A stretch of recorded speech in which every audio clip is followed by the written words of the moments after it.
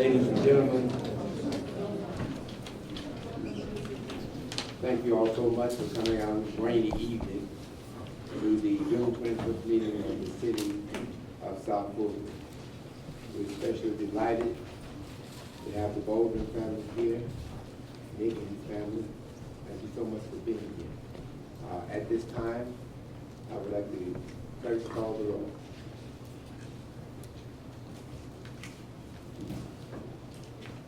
Mayor William Bill Edwards. Here. Mayor Pro Tem Catherine Rao. Here. Councilmember Carmelita Franz. Here. Councilmember Helen Lee Willis. Here. Councilmember Naima Gilliard. Here. Councilmember Rosie Jackson. Here. Councilmember Khalid. Here. And Councilmember Mark Baker. Present. Mr. Mayor, you have a quorum. We have invocation by our chaplains. At the conclusion, we will have the pledge of allegiance. Let us stand.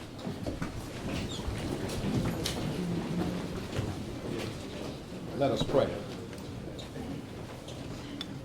Let us pray. Dear God, we thank you for your presence in this place. Throughout the course of a day, or course of a week, or month, you have a way of revealing to us that you are in all of our lives. And as a city, that you brought us together that we may grow together, live together, depend upon each other. So we thank you for your presence. We ask you to continue to make your presence known in this gathering tonight, in this city council meeting. Allow your wisdom and power to fall upon our mayor and city council. Then, oh God, let that presence fill this room, so that at the end of the day, oh God, we will know that you made it happen. And there was a word that we used today that we want to close this prayer with just simple, please. In Jesus' name, let us all say amen. Amen. I pledge allegiance To the flag of the United States of America and to the republic for which it stands, one nation, under God, indivisible, with liberty and justice for all. Be seated.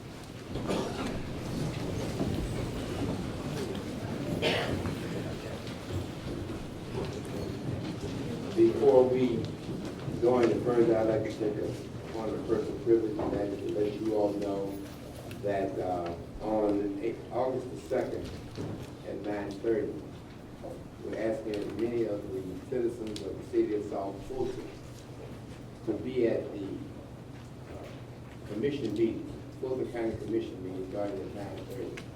As you know, we were unable to get our taxes collected because Fulton County has not signed the agreement to have Arthur Ferdinand collect those taxes. We feel that is wrong, and we're asking that as many as you can be at that meeting so we can get that agreement passed. So we're at 9:30, August the 2nd, at Fulton County Commission meeting. At this time, we don't have any consent agenda, do we? Yes, sir, Mr. Mayor. On the consent agenda, there are two sets of minutes, or draft meeting minutes for the council's approval. That's from the Tuesday, July 11th and Tuesday, July 18th meetings. I'll entertain a motion. I make a motion to approve the minutes of Tuesday, July 11th, and the minutes of Tuesday, July 18th.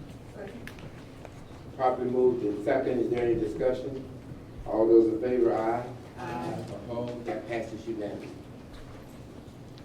Next item, Mr. Mayor, is the approval of the regular meeting agenda. I'll entertain a motion.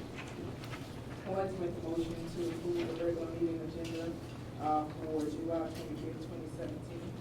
Second. Properly moved in second. Any discussion? All those in favor, say aye. That passes unanimously. The next section on the agenda are proclamations. The first item is co-sponsored by Councilmember Willis and Councilmember Gumbs. This is a proclamation recognizing Cliftondale Community 65th Anniversary Appreciation Day.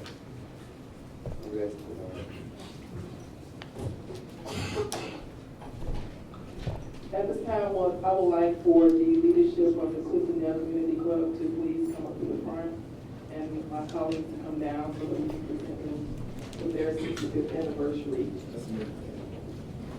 proclamation.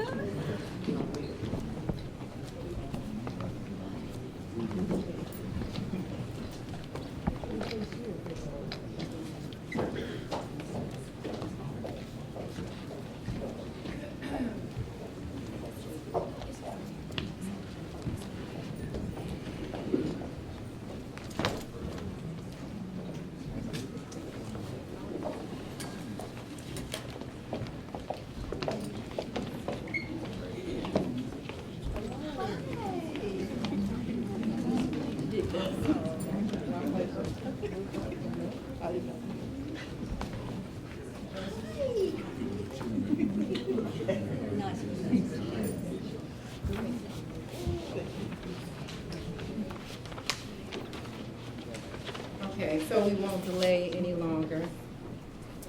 I sincerely am very honored to co-sponsor this proclamation for you all tonight. It's very exciting, and I think that you all are doing a wonderful job in the community. Tonight, we're going to recognize and celebrate 65 years of strong leadership and advocacy in our community. And I know on behalf of District 2, we just want to say thank you. We recognize the hard work that you do and the resources that you provide. So continue to keep up the good work, but thank you. And I'll read the proclamation and then Councilwoman Willis will take over. Whereas in 1952, the land owned by the Cook family was donated to the Cliftondale Community. A group of neighbors living in the rural part of this community then collectively built their clubhouse as a labor of love by their own hands and donations, and they came together to form a social club and meeting place for the past 65 years. Much has changed over the years. The land and the clubhouse were deeded to the county with the stipulation that it will always be available to the community club to hold meetings. The original purpose of the club was the upbuilding of the southwest section of Fulton County in population, commerce, industry, civic, and social improvement, to offer information for the benefit of the members and to promote good fellowship among the members, quoting from the original Constitution and bylaws. And behalf of District 3, half of Cliftondale is in District 3. And when I think of Cliftondale, I think about the festival that you all host every year, the informative, informational sessions that you bring to our community.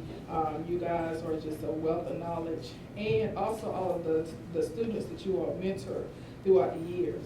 And so, on behalf of District 3, whereas development grew in Cliftondale with a massive amount of zoning issues, the club had to become a strong, proactive organization that was fully engaged in steering the future look and feel of their community.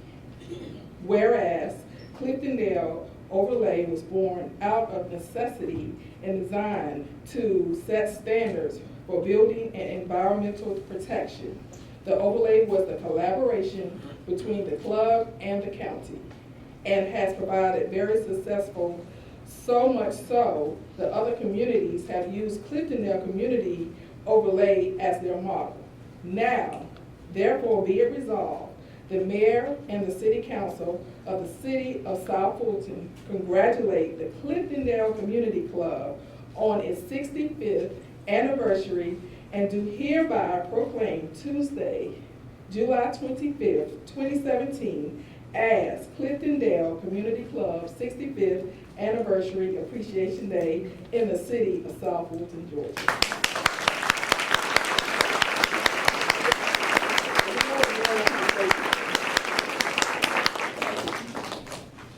Well, I've been looking at these faces for 14 years. But this is a dynamic community. always there, always supporting. And we appreciate them for all they do, because government can't do it all themselves. We need organizations like Cliftondale to join with us in a positive manner to move our agenda forward. So you guys have been heroes for us, and I hope we've been heroes for you. You deserve this honor. Thank you all so much.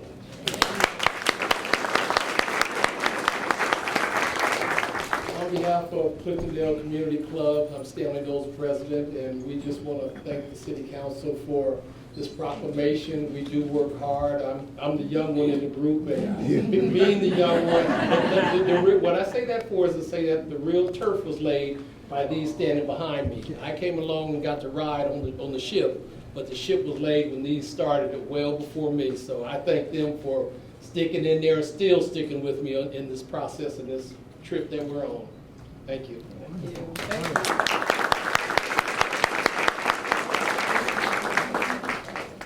Thank you.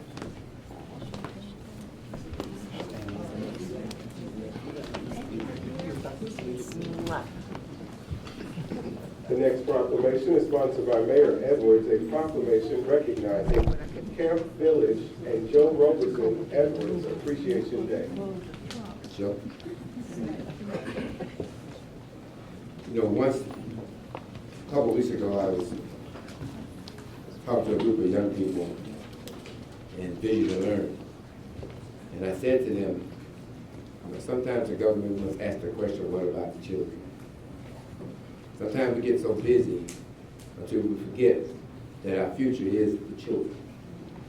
One day when I was commissioner, some tall, good-looking woman came in. And she asked me for some money for her children. And she said she was with Camp Village. And I tell you, I fought every year to fund Camp Village, because she did a lot of stuff for children in South Fulton County, and even children in Atlanta and around. And I tell you, Joe Roberson Edwards does not have to do it. She is fine the way she is, but she chooses to give up her time, and sometimes her husband's money, to make sure that things work. But the miraculous thing about Joe, and her husband's in the back, my Mohawk brother, Donald, stand up.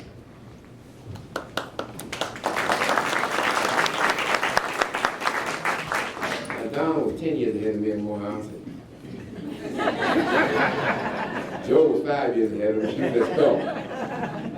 But she has done a miraculous job, and even when she didn't get the funding, she found a way to do things. And a week ago, Dolores and I had the privilege of going to see her and her kids as they put on the play called The Lion King. The most beautiful thing, I mean, it would have brought tears to your eyes to see our children do a Broadway production as if they were in Broadway. So Joe, thank you so much for all that you have done to help our children here in South Fulton. Let me just read this proclamation. Camp Village Incorporated, a 501c3, was founded in July 2002 with a mission to inspire children to change the world. Determined to make a difference one child at a time, in the last 15 years, Camp Village has touched the lives of 3,288 children. And Camp Village,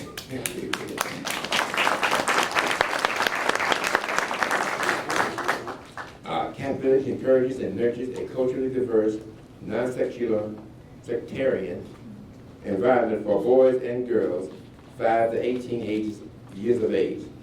They receive lessons in arts, culture, basketball, culinary arts, dance, drama, entrepreneurship, etiquette, fashion, and grooming, French, Spanish, math, music, public speaking, reading, gardening, genealogy, and a host of other life-changing courses. Camp Village provides a ratio of 3 to 5 children per counselor, as well as individual attention for children with special needs. Mentorship of youth counselors from high school to college is provided by teaching them life skills that will fulfill their chosen behavior, along with providing parent advocacy training. Now therefore be resolved, the Mayor and City of South Fulton, City Council of South Fulton, recognizes Tuesday, July 25th, 2017, as Camp Village Day Incorporated, and does hereby acknowledge that Tuesday, July 22nd, y'all got that on there twice. I know. Made me look like a fool.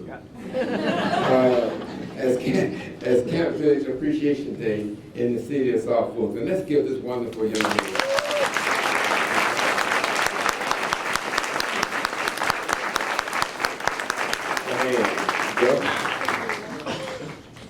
Thank you, Mayor Edwards. It's truly an honor to have this program called Camp Village. I have come now to call it my calling. I believe this is why I exist, to create an environment for young people to launch, to be all that they were anointed and appointed to be. It is my passion. It drives me, and I refuse to allow any child to be left behind.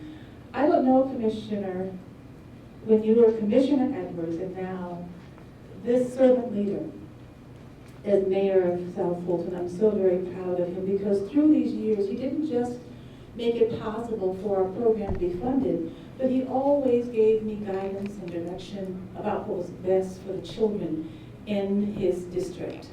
Oftentimes I would ask, because he was so generous, what can we do for you? And he always said, nothing you can do for me. Just keep doing what you do for our children in our district.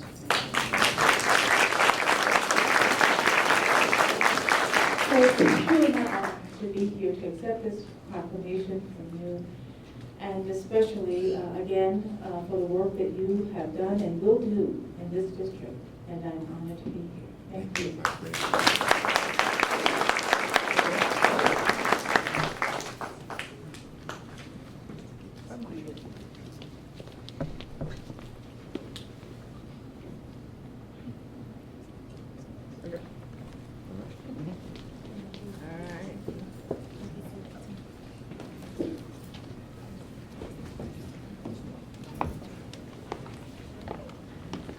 The next proclamation is co-sponsored by Council Members Mark Baker, Councilmember Rosie Jackson, and Councilmember Khalid. It's a proclamation recognizing April 5th as Nikki Bolden Appreciation Day in the state.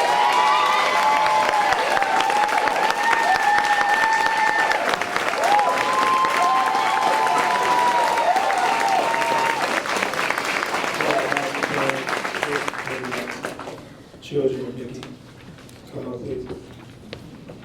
Well, at this time, I think that it's important that we as a council acknowledge to everyone here that's not normally here that it's a new day in the city of South Fulton.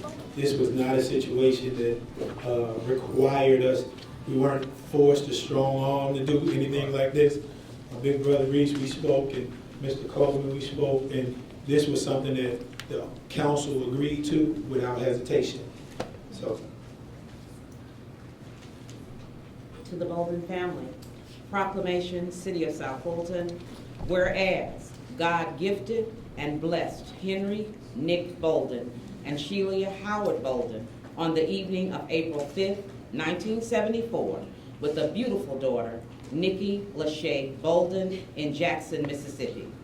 Nikki ultimately became a humble, soft-spoken, and elegant woman who at a very early age acknowledged God as her Lord and Savior.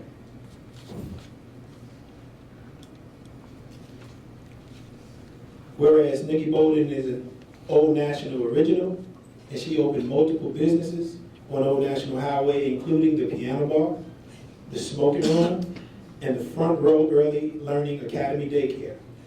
And she employed people from within the community that typically encountered hardships when searching for jobs.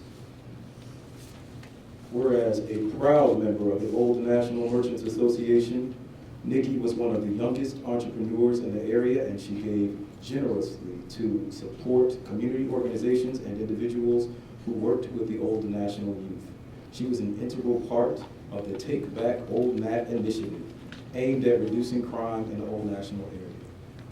Now, therefore, be it resolved that the mayor and the city council of the city of South Fulton recognizes April 5th as Nikki Bolden Day and do hereby acknowledge April 5th as Nikki Bolden Appreciation Day.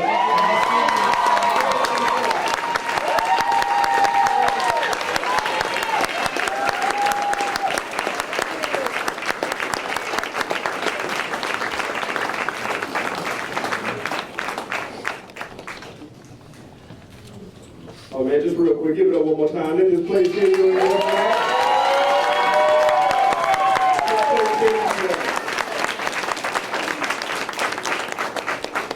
On behalf of her parents, first, let me just say I'm honored to, when someone asks you to speak on their family's behalf, I mean, I take that so serious. So, Mr. Mayor and council, on behalf of her parents and her family and all the supporters here, we want to thank you. We feel like this is a day that should be, this is a bittersweet day. I just want to take just a second, because when we come out, like we're doing now, if you take a look around, and we support righteous causes, not everybody is appreciative of that. So when a government, a newly formed government, is working with community for results, for something positive, I just want you guys to, in Nikki's name, I want you to understand what momentum this means and what else we can bring to Old National Highway in the name of Nikki Bolden. So again, so we just want to thank Mayor and Council, and want to thank the 3 council members who are responsible for the land of Old National Highway.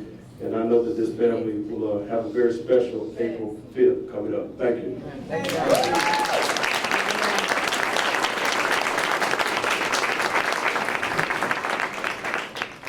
Nick has been many years on Old National Highway. And I want to thank you and your family, and of course your daughter, Nikki, for being strong.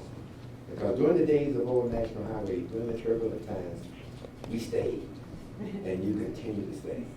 And I want to tell this audience, you can go home tonight, and you can leave Old National the way it is. But I challenge you, don't do that in the name of Nikki. Take it Get out. Take it back.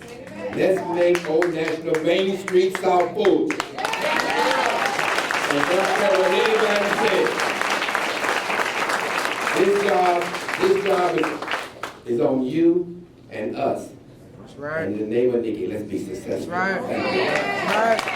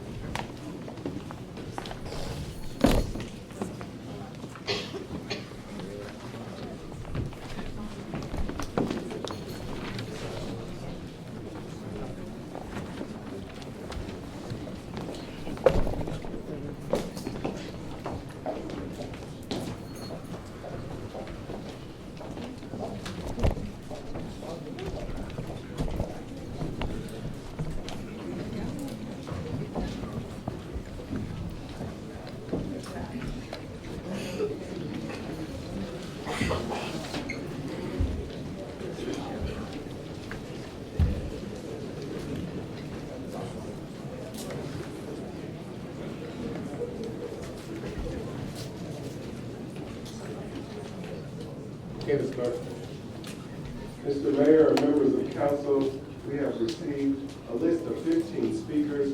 If the first 3 speakers would please come down as your name is called, Mr. Michael Simpson, Mr. John Ross, and J.C. Sebastian. If you would all please come down and approach the podium.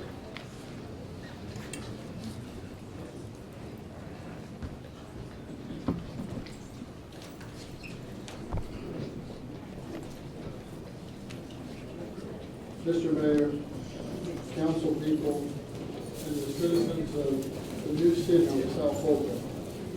We spoke to you back on June 6th, about having an ad in the Atlanta Airport Guide called the ATL Magazine.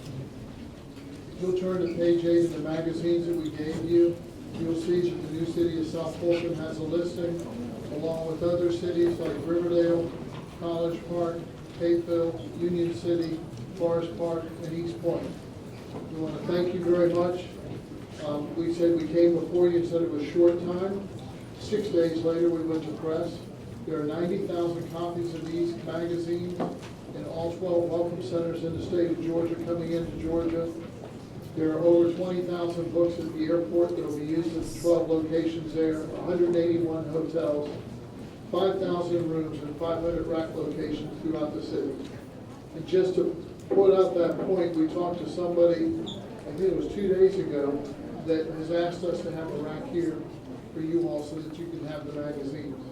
We're very proud of our magazine, we're very proud of the city, and we look forward to working with you in the future. Thank you so much.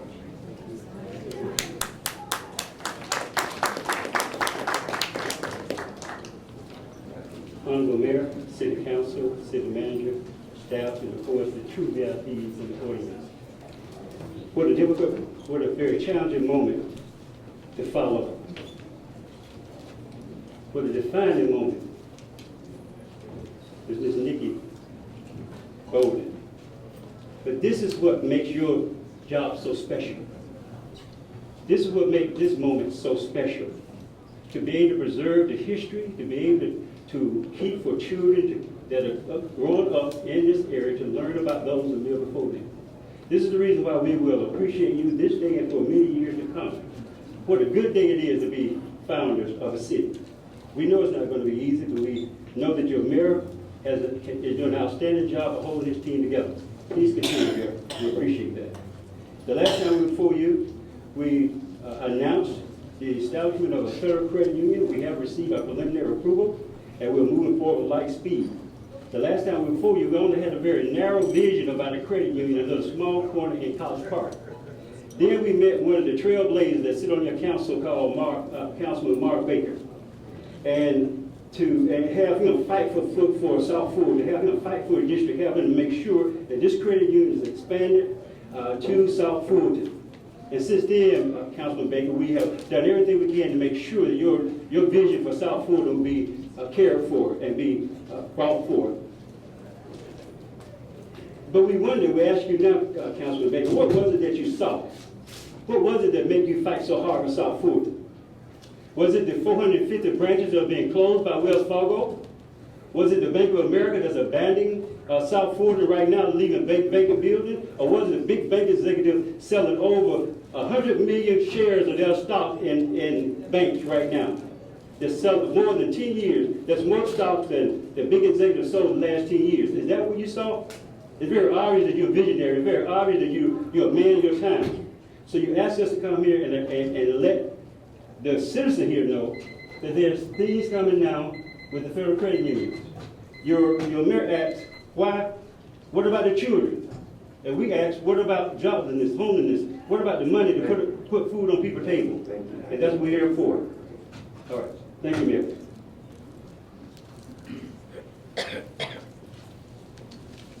Good evening, Mr. Mayor and Council. I'm wearing my citizen's cap tonight as a resident at 7417 Spoleto Loop in Fairburn. That is Council District 4, Councilwoman Mary McGilliard. I wanted to sort of raise an issue. I know you guys are doing the best job that you can do under very difficult circumstances, right? And I know that there are probably a bunch of problems that exist that I am not even aware of, as engaged as I try to keep myself. But I wanted to remind you that above all the challenges that you're facing, we have seen an explosion of crime in the City Grove area, right? That's just a reality.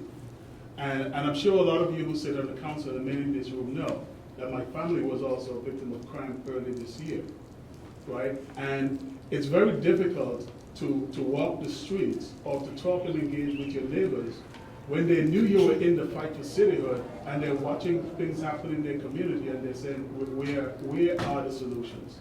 So we know that the solutions are not immediate, but I just wanted to implore you through all the difficulties and through everything else, right, keep that City Growth corridor in mind in terms of short-term, medium-term, and long-term, in terms of dealing with crime in that area. It is, I believe, the biggest geographic area, and it does not have a precinct in it.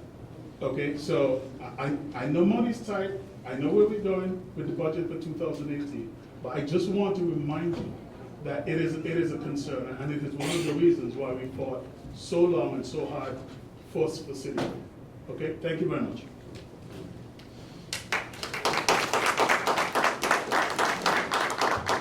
The next three speakers are Ms. Vanjie Watkins, Mr. Mike Taylor, and Ms. Teola Porch. Please come approach the podium. Good evening, and thank you, Mayor and Council. Again, I'm here as your friend. I have written down some bullets, so understand that these are just brief items because I talked too long. I want you to know I've been with code enforcement over 20 years. I was one of the first team members in code enforcement under Nancy Letters back in the day. We have a very well-tuned process and procedure, and our tell line, it needs to be replicated. I don't know that we have a tell line using the new phone numbers, but please consider that. Please consider also that we all have lanes and we need to stay in our lanes. So we have administrative, judicial, and legislative. I look forward to you all supporting us legislatively where you can and when you can. One thing that I feel deeply about is citizen involvement and citizen education. When I first came to Georgia back in the day under Maynard Jackson, that's where I got my start, citizen and neighborhood participation. So I would like to suggest something, rather than have everything come to us through council, that we have citizen education and workshops citywide. Teach the citizens what code enforcement's about, teach them what zoning is about, teach them what land use is about, so that they can become educated and they can help you help us keep their property maintained and pristine. We also need to let them know what code can do and cannot do. We can't do miracles. So it's only if they help us by doing what they need to do to uplift the community and make the city of South Fulton proud to be, you know, we just need to be in love with ourselves.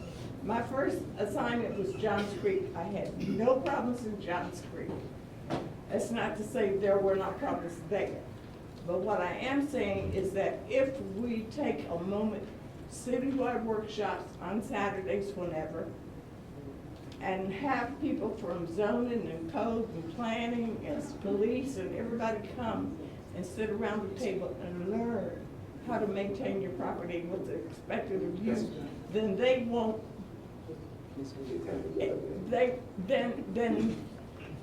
they won't be unreasonable in their expectations of us. Thank you so much.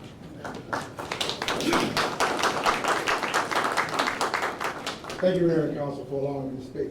My name is Mike Taylor of Cedar Grove Community Association. During the work session Tuesday, July 18th, you heard from the branding committee from the People's Campaign regarding the process used to obtain a name for our city, among other things. I commend and appreciate the effort the branding committee put forth, and they did a fantastic job with creating the mission and vision statement. However, they missed the mark completely on the names as proven by their short list. If you recall, these are the names on the short list: Camp Creek, West Haven, Prosper, South Haven, Tributary Hills, Wolf Creek. Now, I'm assuming this is the order of preference that the names have not been alphabetized. 3 of these names are definitely an offense to the citizens of South Fulton when you consider we received a lot of opposition from the Camp Creek area. South anything has a negative connotation to our city. Wolf Creek is a slap in the face to the residents of communities like Cedar Grove, Cliftondale, Southtown, and others. As crude as it may be, a simple survey on our website may very well serve as a great device to find a name for our city in which all of the citizens can participate without the need of an outside source. Here's the process you might consider employing to secure the name for our city. The survey would list the criteria to consider when submitting a name, such as the name and address of the submitter, as well as the reason this would be a great name for our city. All the names will then be sorted alphabetically with the number of times it was suggested. From that, the top 50 names can be submitted to the citizens to vote via our website. You will repeat this process to the top 25 of 50, to the top 10 of 25, to the top 5 of the 10, and finally select the top name from the 5. This process can take as long or as short as necessary and is very cost efficient, as we have most, if not all, of the resources needed to accomplish this. I sent each of you a copy of this to your South Fulton email address. Thank you very much. Ms. Porch, Dr. LaTanya Martin, and Ms. Helen Butler. Good afternoon, Mayor and City Council. My name is Sheila Porch. I live at 4710 Jones Road. It's ironic that I'm speaking during the same time as Ms. Watkins. I've called the office several times. And in reading, I understand code enforcement will be coming over to the new city. I have an issue with code enforcement. Last year, I called in a complaint. This is my yard. This is next door. And when I called Ms. Watkins, she told me that this had been solved and code enforcement had decided to let this grass grow as it is. I don't like it next door to me. The owner of the property's house burned down and she hasn't been back to cut it. So today I get home, I guess the part that belongs to Fulton County, it was cut, but the other is still, and it's very, very ugly. So she gave me several names. I wanted a copy of the list to see who authorized that this is beautiful. So she gave me the name of, she gave me the number 446135746, Captain Brian Cassell, and I believe it was either Jones or Johnson, the other name you gave me. Those two names. I called them constantly leave messages. They still, as of tonight, at whatever time it is, they still haven't returned my call. So if code enforcement is coming over, I hope they do a better job, and I still want to see a copy of the report and who decided that this would look nice. Thank you.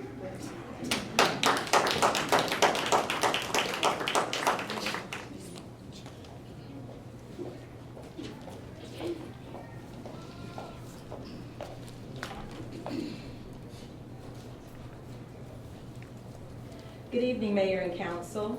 My name is Dr. LaTanya Martin, and I currently reside in the city of East Point, Georgia. I'm here tonight to cordially invite you to the Parent University, which will be held from August until February. The Parent University is for families to receive a wide variety of resources to learn how to help with student achievement, staying healthy, financial literacy, utilizing social services, and navigating the modern school system. The location of the university is at the East Point Library, 2757 Main Street in East Point, Georgia. It is held on the last Thursday of each month, except for the month of October and December. I kindly ask that you distribute this information within your network and to the residents of the city of South Fulton. Thank you. And I have some flyers for Madam City Clerk. Thank you. Thank you. Ms. Helen Butler, Mr. Rodney Littles, and L. Todd Hill. Good evening, Mayor Edwards, and to the City Council. I'm Helen Butler, Executive Director of the Georgia Coalition for the People's Agenda, convened by Dr. Joseph Lowry.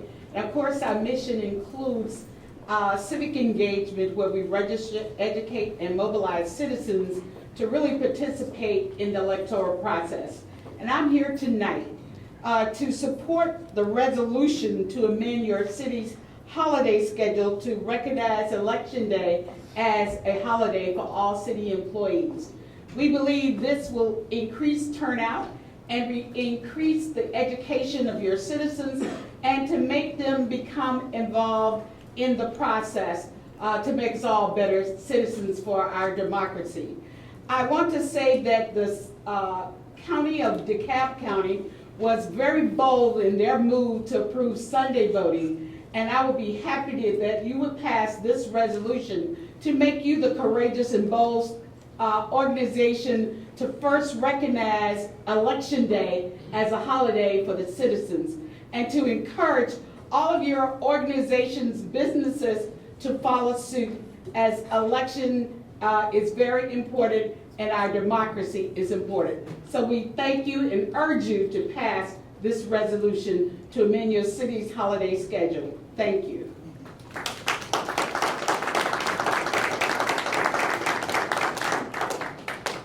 Greetings, Mayor Edwards and esteemed council members. My name is Rodney J. Littles, and I am a Democratic proxy holder in Commission District 6 and a supporter of cityhood since 2008. I am speaking on behalf of the State Democratic Party, of Fulton County Democratic leader LaWanna Hurd Tucker, and myself. The resolution to be considered to expand the opportunity to give more access to the ballot box by Councilmember Kamar is commendable and needed. We urge your thoughtful consideration of the resolution and holiday schedule change as soon as the city budgets permit. In this climate of a national movement on the part of the Grand Old Party in every former Confederate state to purge voter rolls, delay processing of new voters, limit early voting, establishing voter identification laws, and recently the federal government receiving private voter data from our Secretary of State, any effort to increase the opportunity for voters of this city to cast their ballot should receive 100% support. I personally would suggest that the leaders of our new city research the establishment of a City of South Fulton Board of Elections and take control of our voting process by the 2020 presidential and congressional elections. This would include the purchasing of new voter systems that will provide a paper audit trail for verifiable recounts and liberate the city from the questionable practices of the voting data storage at Kennesaw State. Until the city's Board of Elections can be established, I would ask that the council pass a resolution directing your legislative affairs staff or consultants to advocate for state legislation currently being promoted by State Senator Donzella James to scrap the state's voting equipment inventory and replace it with voting machines that provide a paper trail for accurate recounts and minimize foreign and domestic cyber attacks on our voting system. Thank you for your time and consideration.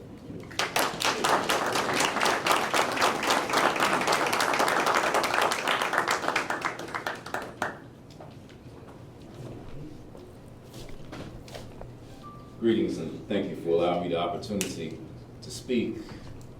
I'm Elmar D. Holly. I am the Field Operations Chair for the Henry County Democratic Party.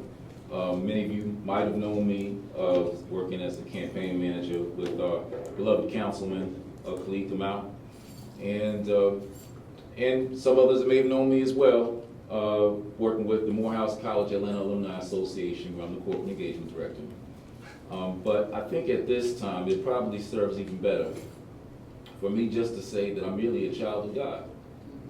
And being a son of ministers, 7 generations of them, I certainly know that there is a valid case when it is said that let the redeemed of the Lord say so. It is important for us to be able to exercise that voice, to be able to make our concerns known. But it's certainly more important for those of us who are not even in this room today, because we know that there is a desire to become more active, to participate politically. But oftentimes people have so many hardships in their lives, especially for working class families who may not be able to take off today and to come to this room at this time, but have a desire to become more active.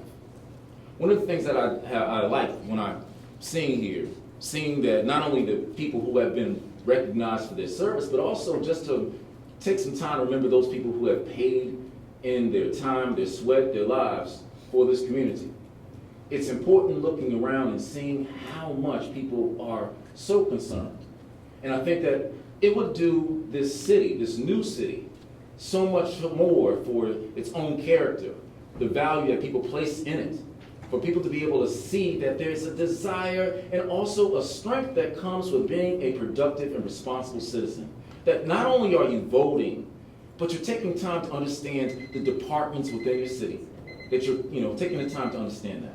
And so at this time, I would certainly like to suggest that if you would at least consider even having a committee to study the possibilities for having this as an election day, then not only will you be able to bring people out for voting, but you'll also be able to inform people about what each of the departments are able to do so that they can then increase the stakeholdership they have in their community. Thank you, sir. You're welcome, sir. The next three speakers are Mr. Marcus Coleman, Mr. Joe Beasley, and Mr. A.W. Davis.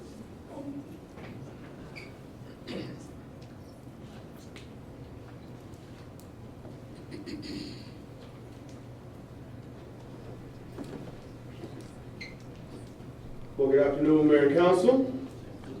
Let me first, again, thank you on behalf of not just the Bolden family, but the cats and the fellas and the folks that are in the streets and stuff that really appreciate that. Because again, I said the sweets in the streets is what Nikki Bolden basically represented.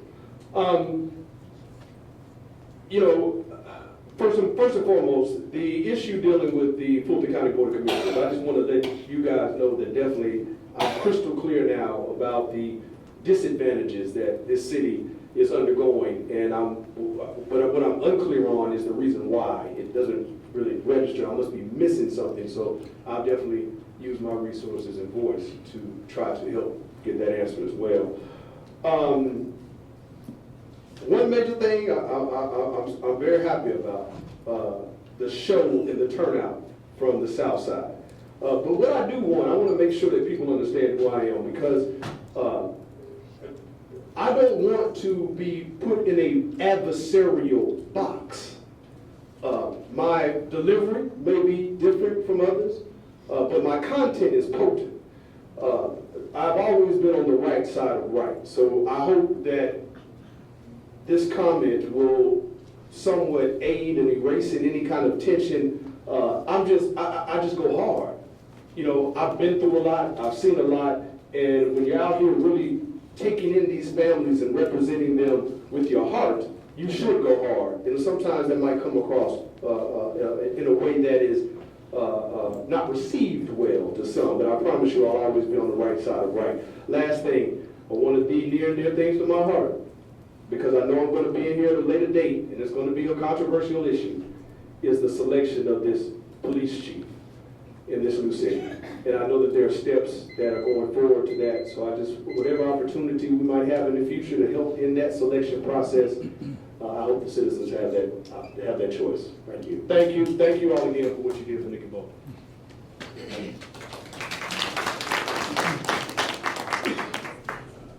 Mr. Mayor, members of council, there were so many years in this country when we as an African people couldn't vote. And ever since we've been given the right to vote, every device under the sun has been used to try to keep us from the polls. So we know voting is important. So I think the step, this county, this city, and I'm very proud of this city, 89% people that look like me. And that's very important. And I hope you will use all the power and influence that you have, and you have power and influence. And I wish you would put together an affirmative action program whereby 89% of all the business that is handled in this city will be handled by people that look like us. It would be a great example for others to follow. So this notion of having Election Day as a holiday, I think it's ingenious. And I think that you could turn out, come to vote, show people what South Fulton people can do, what they stand for. And thank you very kindly. I don't live in the city this time. Next week I'll be in South America. So thank you so much.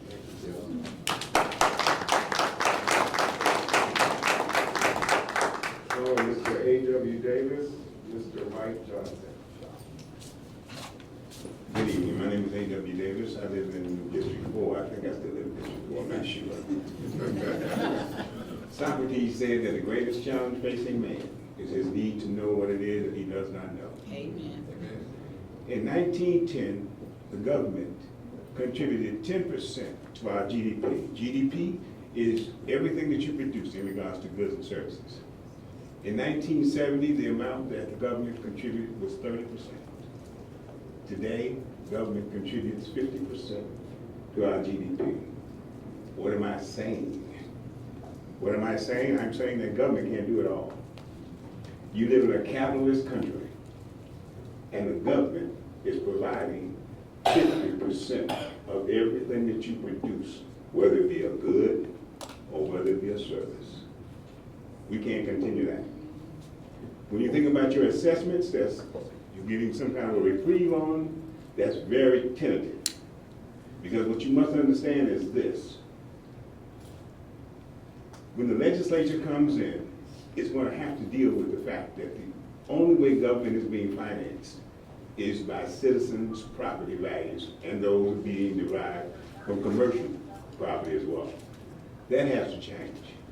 My suggestion is you find a base year, whether it be 2016 or whether it be 2017, and from there on you go about raising your taxes according to your consumer price index, which is what we call a consumer price index, we call it CPI.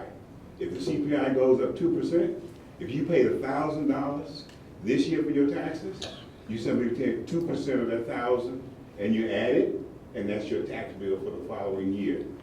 You're going to have to deal with something that's more reasonable and more rational than actually having all your bills paid by property taxes, because that is not going to last. So when we look at the legislature and it's going into session in January, we need to have some kind of an idea as to what we want to put forward so that we won't get something thrown on us that we can't digest. Thank you so much. Thank you.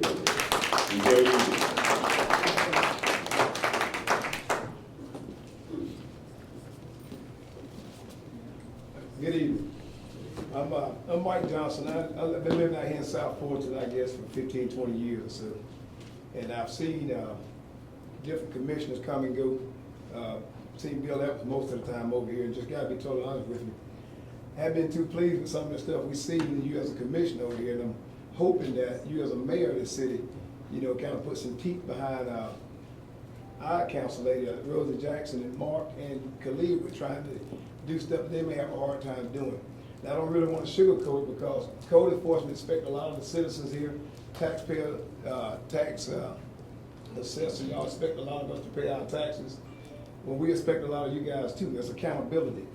We're being told that you have a hard time procuring equipment to keep the right-of-way clean. Now, from a meeting I was in last night, we get this piss poor reason that they can't keep it up. Not my problem. We done jumped out here and become a city. We paying our taxes. I expect somebody to do something about it. There's quite a few areas between this entire area, and I'm sure some of the other people have seen the same thing. I mean, I could come up here and talk all nice and give you pretty talk, but there's a lot of stuff that's not quite right now.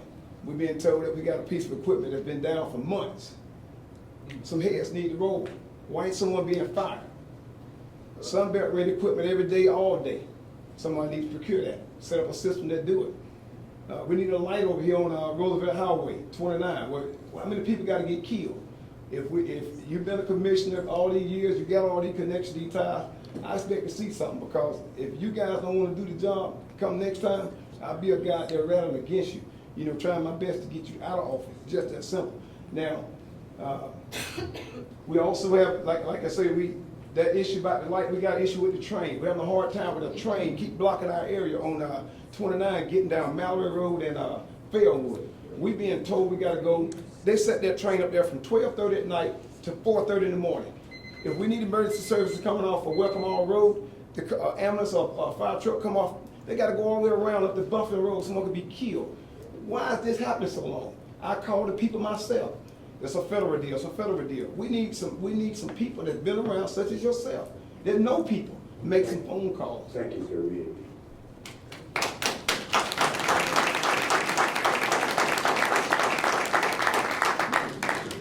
No further speakers. Mr. Mayor, members of council, the first item of business on page 2 under resolutions is a resolution to amend the city's holiday schedule to recognize Election Day as an annual official city holiday.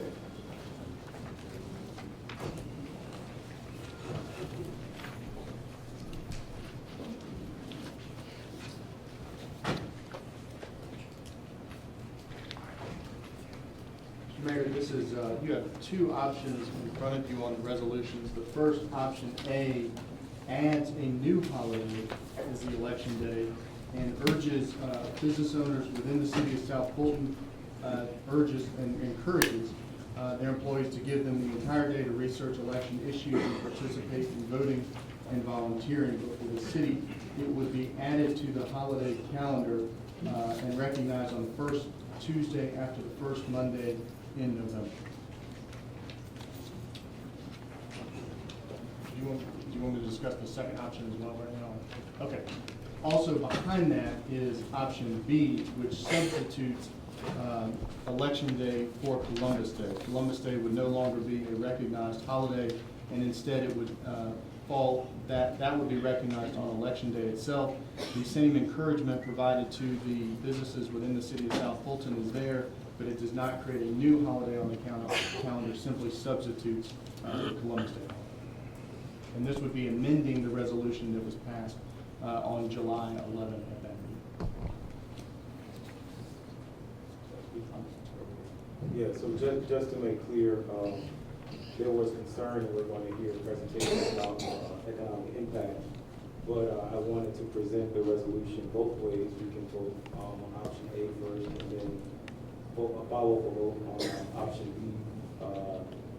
So I want to say that there was consideration of several holidays to swap. The swapping of the holidays was just to make it rather neutral, and we considered several holidays, and that seemed to be the one that was the least culturally significant, and so that's why we picked that one to swap. But we could do option A, where we aren't getting rid of any holidays, we're actually adding a holiday to the calendar. So we're going to vote on both of those tonight. Is that correct? That's my understanding. Yes. Before we take this issue up, can the staff do the presentation or look at the fiscal impact?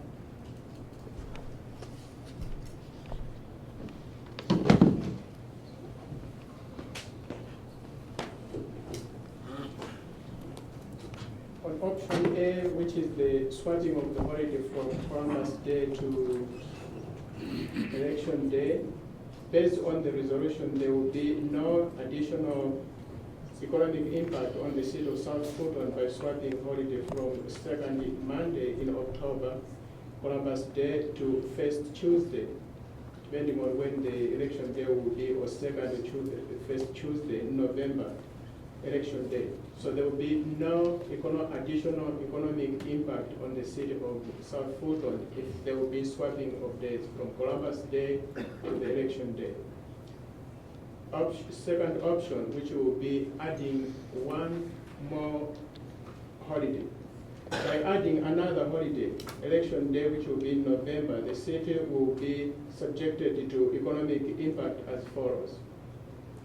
The city will lose business by closing its doors on the election day. The city will have additional one-day pay for its employees. And the city will have very minimal savings by closing its office in terms of savings in energy. However, the little savings in energy will not be equal to the total pay of employees in one day. Based on the information that we have, the data that we have, the IG information and the recruitment of employees that we are just about, there is no way we can project what that cost of one day will be. But we are sure we'll have 1 day additional cost to the city by having additional 1 day. By the end of the 2018 budget, we'll be in a position to know how many additional employees will be there. And will be clarified again, we'll know more about the IGA. Therefore, we'll be in a position to project what will be the cost of 1 day. but we are sure it will be additional cost of 1 day if we choose to add 1 more day holiday. Have we done any survey of the employees? We have not done the employees because we do not know how much you, the council, will allow the departments to employ, because we are filling positions now. The only straightforward that we have is the IGA and the other employees that are there, but there will be some departments that will still be filling that we cannot project how much will be that cost. But we are sure that it will be a 1 day cost of employees by giving them 1 more day holiday.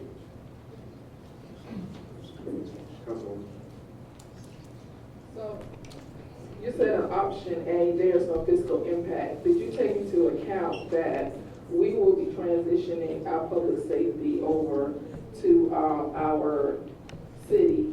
And with public safety, they will not be able, they don't recognize holidays like everybody else. So if they have to work, which they will, because we're going to be transitioning fire, we're going to be transitioning police, if Columbus Day is going to be considered, if they have to work, wouldn't they have to be paid double time? It's either way out, it will still be 1 day. Anytime there are some departments that even whether it's a holiday or not, public safety, be it fire, be it the police, they'll always work, be it holiday or not. So you are swapping them. What you would have incurred on Columbus Day, you incur those expenses on the election day.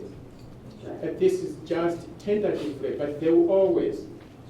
And the other concern that I have is that without doing any type of survey, working with HR or the city and the city manager team, if we take away Columbus Day, which is in sync with the school holiday, then we're going to have employees burdened with trying to find childcare for their employees. Now, we are responsible for creating ordinances, but we also need to keep in mind that we need to be supportive of our employees. So I'm very uncomfortable with doing this without getting consensus from our employees to find out what they want. I am a super voter. I support voting rights, and I support people having the right to vote. But we need to make sure that we are vetting all possibilities before we go down this road. And I definitely can't support anything that is going to cost that's not revenue neutral when we don't even have the ability to collect our taxes to pay our bills. That would be fiscally irresponsible of any of us to vote on anything that would have that is not revenue neutral to the city. That's the reason why I said there will be no additional, because there will still be some impacts. Impacts will be there.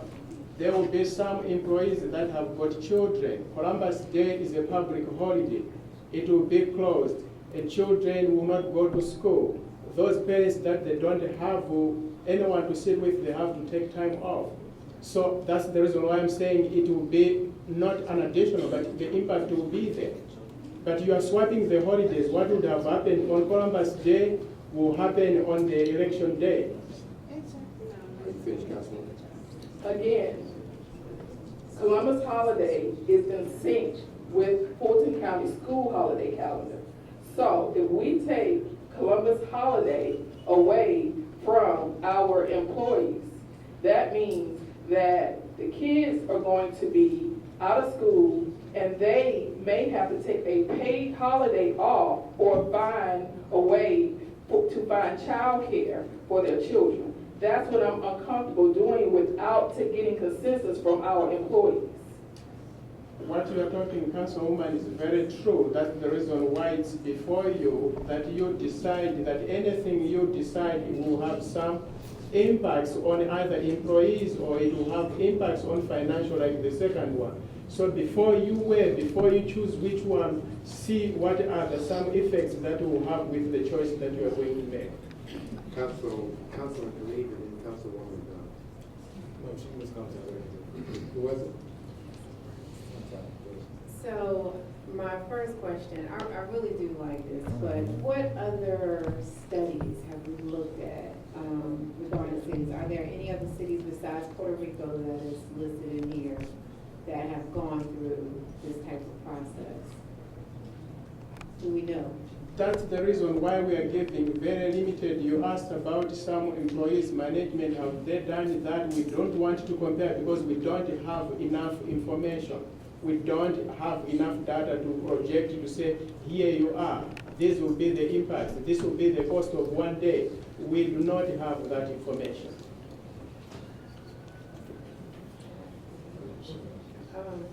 Have we, well, I know that we haven't really tackled trying to engage the citizens to find out their thoughts on this, and is there a possible way that we can look at developing a committee or using the citizens, you know, bringing the engagement back to the citizens and having them participate in this process?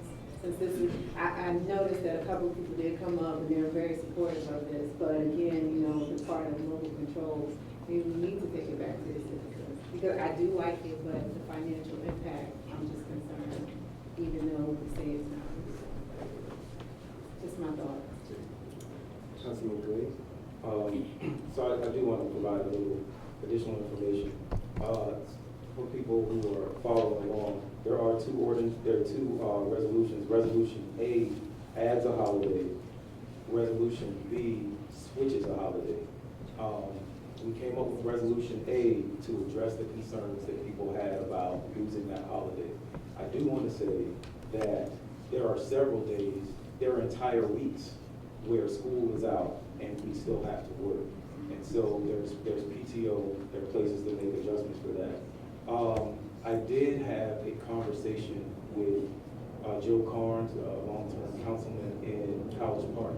And he let me know, in full disclosure, that he said they have about 450 employees in College Park, and that every holiday costs them between $75,000 and $100,000. So that is what they pay out in, I guess, paid time off. So he said it's going to be a $75,000 to $100,000 cost. That's the number that he gave me. I think that it's hard to get this data because there are not a lot of people doing this yet. We are at the forefront of a movement, and that is why this is actually the perfect time to do it. Councilman Willis talked about police and fire and double time and all of that. However, right now, November 7th, 2017 will fall in our 2018 budget year, and we will have less than 100 employees by November. So it will never be more affordable to institute this holiday than it will be this year because we have so few employees. So this is really the time to really test that out. If we then, when we come back to do our budget a year from now for fiscal year 2019, and we see that it is untenable to do, you know, we can make a correction. We can also look at voter data. We may end up having an election because we have someone vacating a seat, maybe. So there'll be more information then. But again, we can swap a holiday or we can add a holiday, and you can vote either way. I understand the motion is no further discussion. I do have a little further discussion. I have a few points that I'd like to make. So every decision that we make costs the council something. Every ordinance, every resolution we pass, every person that we hire. This resolution has had a higher bar for economic analysis than any other resolution I can remember in the 90 days we've been a city. And so one of the recommendations that I would like to see us make in FY 2018 is that we do have something akin to a CPO or a financial analyst analyze the cost of all the decisions that we're making, and if we do this analysis for everything that we do, I do think that it is very important. This day is not really about holidays, and it's not really about city employees. It is about creating a culture of voting. If you read the whereas clauses, I don't know if everyone has a copy of it, but a few of them say that research studies have found that non-voters are typically younger, more racially diverse, less educated, and more financially strapped. And their number one reason for not voting is that they are too busy. We all know, as residents of South Fulton, that we have some of the longest commutes in the city. So many people can't get to polls between 8 and 5 during early voting. One of the reasons that I think that Old National and South Fulton haven't gotten our just due is because our voter turnout has been low. And people pull up that data, politicians pull up that data, and they say we can ignore these people because they don't vote. We talked about adding early voting days and Sundays. For our first election, I would like to remind everyone, we had 16 days of early voting, including Saturday voting, and our turnout was 15%. For our runoff election, we had only 6 days of early voting, and our turnout was 21%. So what seems to be happening is that early voting is just spreading the super voters around, and it may actually be decreasing the vote because often people think, oh, I have another Saturday to vote. And they realize, oh, there's no Saturday voting anymore. I missed the last Saturday and I can't go on Tuesday. But either way, our voter turnout has been down, and it's not just down for this special election. It's been trending down historically. Insanity is doing the same thing over and over and expecting different results. So it's time for us to do new things. And if we can have a culture of voting, so this day is not just about giving people a day off, but like MLK Day, it's a day on. We make this a day of political education. As Ms. Watkins and Civil Rights Leader Joe Beasley talked about, we can really create a culture of voting in this city. I've heard it said by several members of this council in several meetings that our primary job as a council is to set policy. What is our policy about voting? Our holiday calendar celebrates the things that we value as a city. What are our values? What are our values around voting? And are we willing to back up what we say is important to us with any money? So this is how holidays are always created. There are always one or two activists and activist city councils or counties. This is how Mother's Day was created. This is how Memorial Day was created. This is how MLK Day was created. One or two people do it, it catches fire. As more and more people do it, it becomes a national holiday. And speaking of MLK, 35 years ago, MLK Day wasn't a holiday. Mayor Edwards, you may remember, your son and I went to school together at Old National Christian Academy, which didn't look like the people in this room when we went there. And they didn't celebrate the holiday. I can still remember clearly, I was packing up and going to school, and my mom was like, where are you going? It's a holiday. I was like, we don't have the day off. And she called the school, and they were like, no, you don't have the day off. And my mom looked at me and she told me, you're not going to school today. And she, who grew up in the Jim Crow South and segregated Arcadia, Florida, sat me down at a kitchen table with a book of black and white photographs and told me stories of the time when black people couldn't vote at all. One of the reasons that I'm sitting up here today is because of what she did at that table. Today, there's a senator from Arizona who got out of bed, got out of the hospital to go and pass a healthcare law that will disenfranchise 30 plus million people. 30 plus million people are going to lose their health insurance because this passed. He got out of bed because he had a brain surgery, life-saving brain surgery that we paid for. He had brain cancer. My mom died 6 weeks ago from breast cancer. I wish that she had access to health care that Senator John McCain had. But this is what happens when we don't vote. So the purpose of this resolution is to make sure that stuff like that doesn't happen anymore. That's it. Mayor Pro Tem. I want to say that I will always support the power of voting and encouraging people to vote. I heard several things mentioned today to include a study committee to look at voting. I will say that I am, being a startup city and listening to the information you shared in terms of $75,000 to $100,000, that gives me room for pause at this point in starting the city. I do think that as we get ready for future elections, looking at this issue is going to be important. But all the data shows that election day voting is down, and most people cast their votes during early voting. And so if we make an investment as a city, I would hope we look at, to your point, that on one Saturday, 15% of the vote, people came out and voted. We expand and invest in weekend voting if that's where people are turning up at the polls. Again, I have some reservations about moving forward on this and not having all of the information.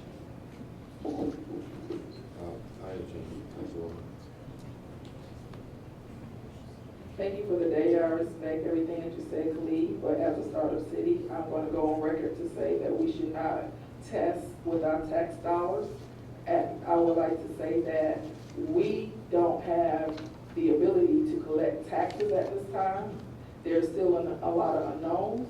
We were placed here to be fiscally responsible with our residents' tax dollars, and that we should be. We should not, I think we should form a committee and study the possibilities, like the chairman of the CAB suggested. I support voters' rights, and I support educating people to vote. I don't need a holiday to vote. I know that's my right, and I'm going to vote, and I'm a super voter.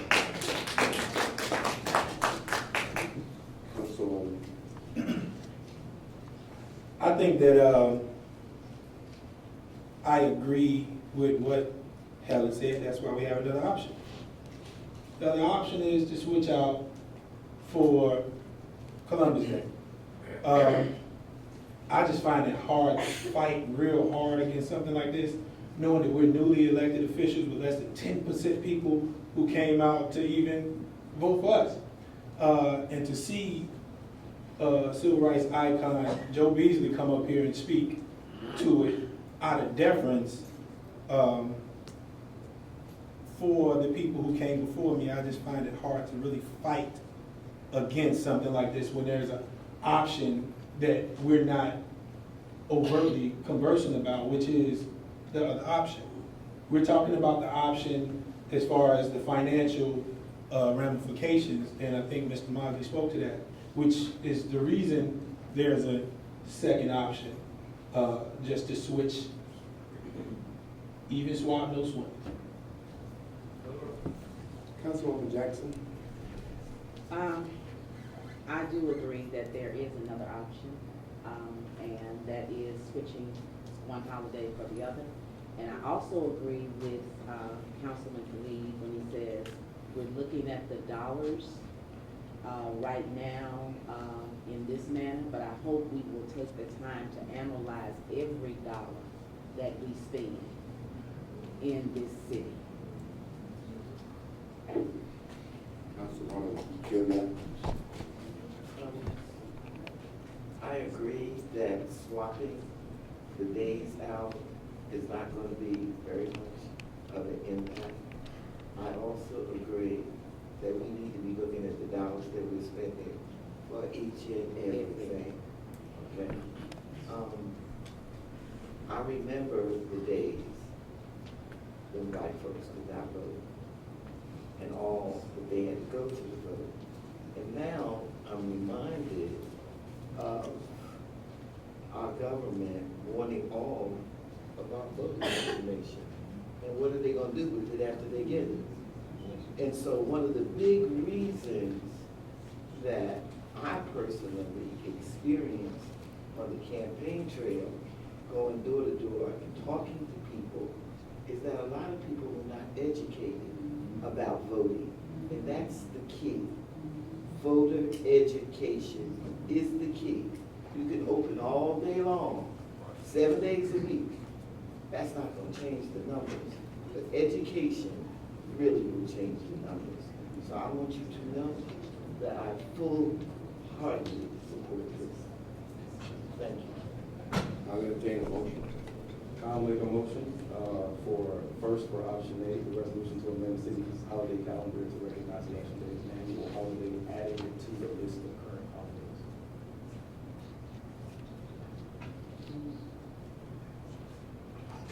Fails for lack of second. Fails for lack of a second. Is there? We're trying to, yeah, we need a question. He made a motion, we sat here and we waited. I'll second it. Discussion. No. We asked for a motion on the table. The proper thing to do in the proper time is to second the motion. We sat here. Then I said, it fails for lack of a second. Amen. No, you can't say anything. I'd like to make a motion for option B, the resolution to amend the city's holiday schedule, recognizing election day as an annual holiday and swapping out Columbus Day. Second. That's the way you second. That's what I'm Discussion, I have some.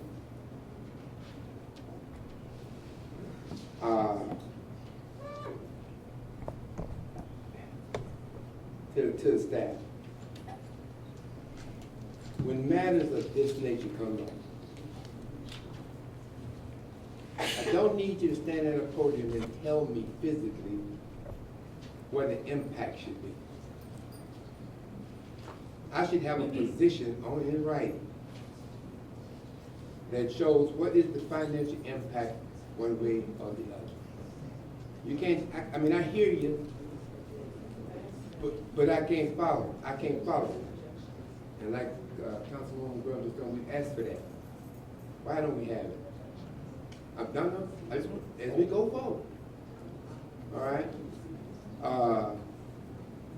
The other thing is, I do think that we need to, when I was at Fulton County, we wanted to build something, we did what was called a feasibility study to see if in fact that we could build it. And I don't think we went in depth enough. One of the questions was, what would the employees say? Well, what employees was the answer, and then when are we going to have them, and are they going to get a chance to say anything? That's important. The other factor was, once they listen, well, what did the people say? You know, some people might say, well, why you pick another thing than a Martin Luther King thing? Some may say it, all right?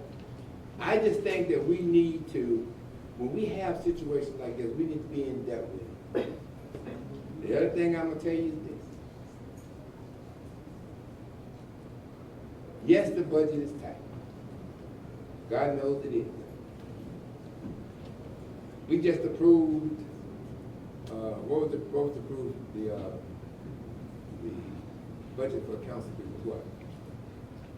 180? 101,000. 101,000. And that's going to happen because we voted for it. So I'm saying to you is that we have a lot of things to do. We got a police department to bring over here that we need studies done on that, to bring them over. We have a fire department that's got to come over. We got to have studies done on the fire department. Ladies and gentlemen, this city don't even have a name. We don't even have a name. And I'm not saying things aren't important. Look, you want to talk about stuff? My grandfather was 119 years old when he died, and he never voted.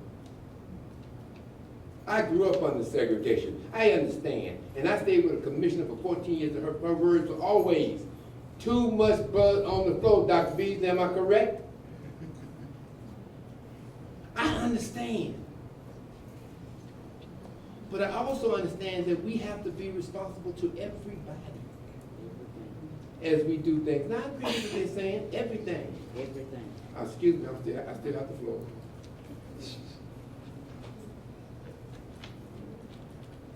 And so I'm saying is to the staff, let's bring us something we can work with. So you need to stay up to that microphone and say, well, we don't have enough information based on certain things, and I suggest to you that we need to have a committee to study this further. Those are the kinds of things I want to hear. Not me. lead this, and you can like Bill Evans or don't like Bill Evans, but I'm here to lead, and I'm gonna do that. And so I'm saying to you is, that's the kind of things that we need to, I don't care on this issue or any other issue. If you come up here and tell me you want to build a building, you better have a feasibility study saying that we can build this building, how we can build it, and this is what it costs. That's all I'm saying, ladies. I'm not trying to be anything. I think Councilman Khalid is doing what he needs to do, and I think it's a good idea. But sometimes good ideas aren't always time. And we have to really look at what it is that we're faced with. We're bringing over not solid waste, we're bringing over what is it, on this month? Code enforcement. Mr. City Manager, what the badge look like? What's gonna be on their truck? What they gonna iron on their shoulder when they come next month? There's a lot of issues facing us, and his issue is not small. Don't get me wrong, Joe, it's not small. We got a lot of issues that we need to do to push not any personal agenda, but approve the people's agendas forward to make sure that we're in the right position to get this city lined up and to get it moved. Now, that's all I got to say, and one thing about me, if you vote yes, I will follow the wishes of this board. There's nothing wrong with it, nothing negative. I'm not saying that. I'm just saying that it may not be timely. Ma'am, go ahead. Ma'am, sir. Only thing I want to say is, the bottom line, we can grandstand, but let's continue to do this in front and in the back.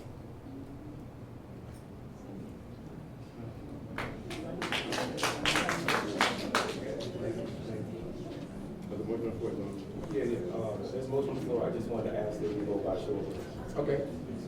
All right.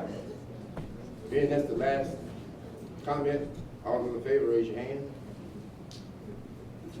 All those opposed? Ayes have it.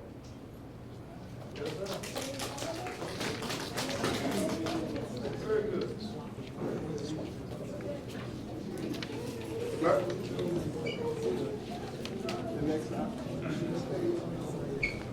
Mr. Mayor and members of council, the next item on the agenda is the second resolution, a resolution providing notice of the city of South Fulton's provision of police services.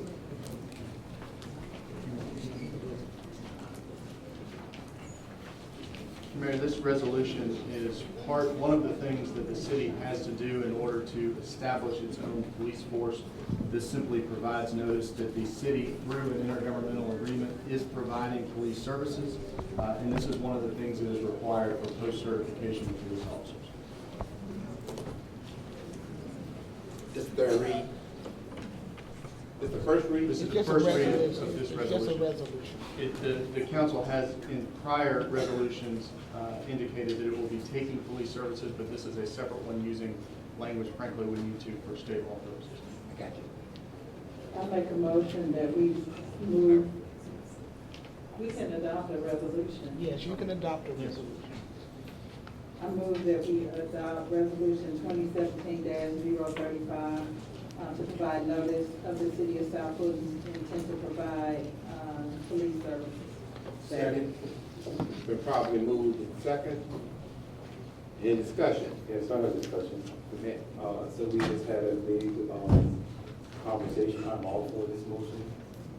The police will come over in February. Is that correct? Right now, based on the timeline that we have proposed, that is about the timing that we would anticipate them coming over. And we just had a lot of conversation about feasibility studies, economic impacts, and all of that. Is that one of the things that the IGA is requiring us to have when we offer the notice? To have? Do we have to give some sort of plan or timeline? That will be what we will send to the county, is the date and the plan. And is that plan, where are we just in terms of getting that plan together? That's pretty much your timeline. Okay. This is our plan to move forward and what we want to accomplish and by when.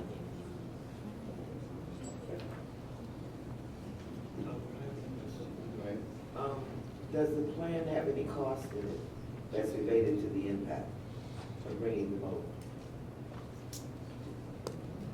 No more than what was currently budgeted for them for 2016, which is what was based on, the IGA was based on. We will be working with all of the departments in developing their 2018 budget that will be presented to you on approximately the 11th of August. So as it stands right now, this particular one doesn't have the impact of changing out what's on the cars to whatever our city is going to do for the insignias or any of that. There's an extra cost, is that correct? There is cost for the movement of all of our departments over, and the example you just gave is correct.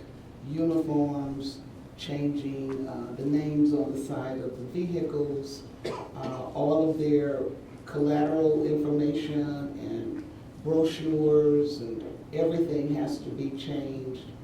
So yes, we will need to do that for all of our departments that we're moving over. And so let me just ask one more question. And so, as a part of the budget, the 2018 budget, we will see that in the 2018 budget, is that correct? In the 2018 budget, yes ma'am. Thank you. Councilwoman Gumbs and Mayor Fulton.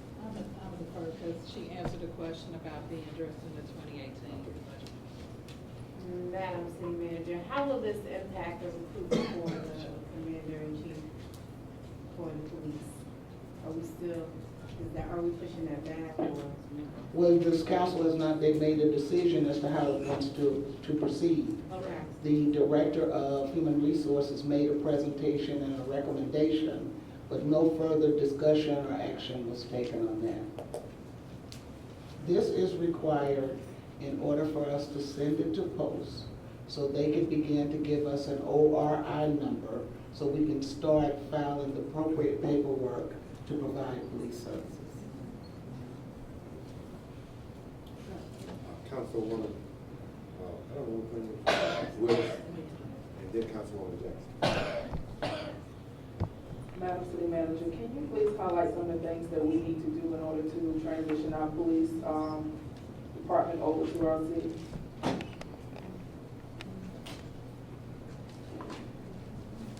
There are several phases. You have received a document that lists about 15 steps, and this is the initial step in proceeding to establish our own police department. And so as we go through each one of those phases, but first you must be recognized by post to even provide police services. So this is the first step in order for us to move through the other steps so that we are ready to provide police services. Councilwoman, I'm sorry, Councilwoman Jackson. And then Councilwoman Willis. I had sent you email, but it was in reference to, I think, because I'm sick, but I didn't say transition. I said something else. But the transition plan that we asked you for in reference to the police and transitioning them over, do we have that? It's a part of the manager's report in the document you have today. Okay, thank you. I have not had an opportunity to read. And let me ask another question. How soon will the RFP for our police, for our chief and the city manager, it was a dual, how soon will that be coming out? Once you make a decision that that is the route you want to take, then we'll give you a plan of step by step. But it was presented, but no action was taken by this council. We need to vote on it at that You point? need to, yes, you need to take action to say that is what you want to do. And you want to place the RFP on the street, and that you want to use an executive search firm for that. Okay, I'm sorry, because I thought that we did that. So, we need to move forward. Councilwoman and Councilwoman Willis.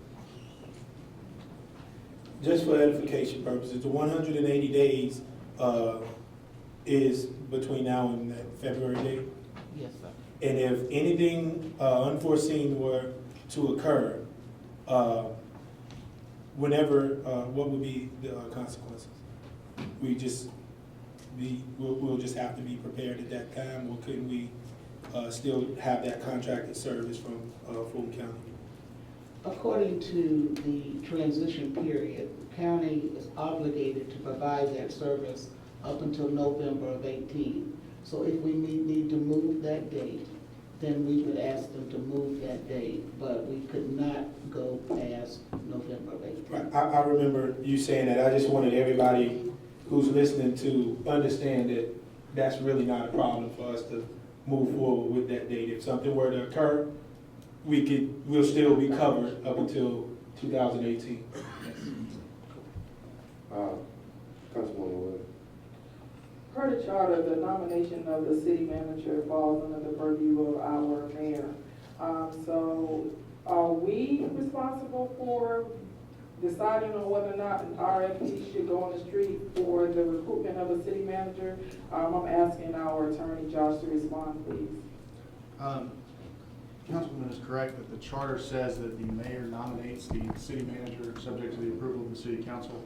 And certainly the mayor could take that RFP into consideration when making that nomination, but is not obligated to do so. Councilwoman Jackson.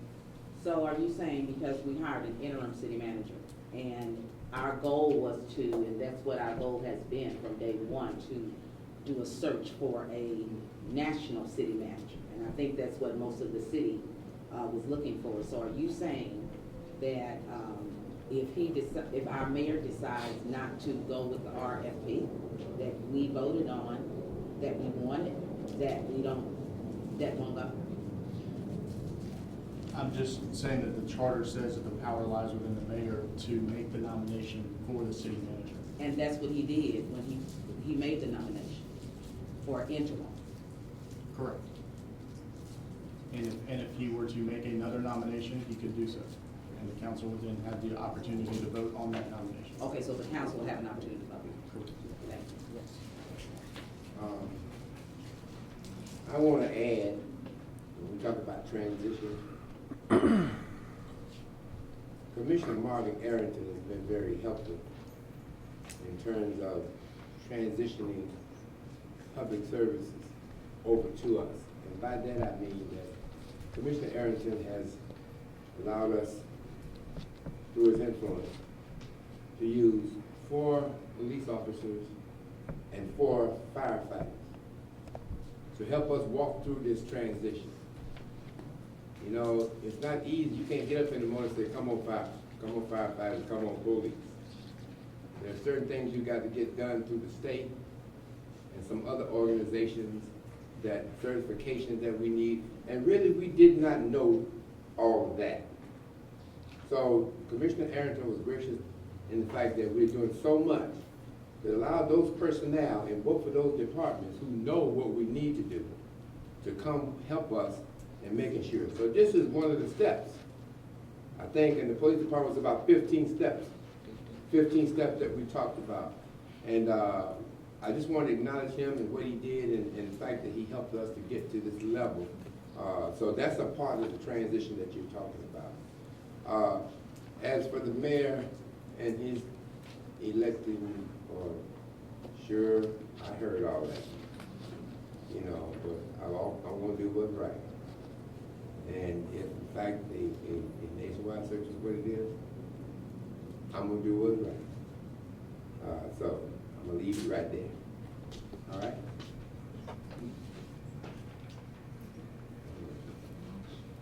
Oh, the motion still, The motion is still on the floor. Okay. Motion on the floor, restate. Restate the motion.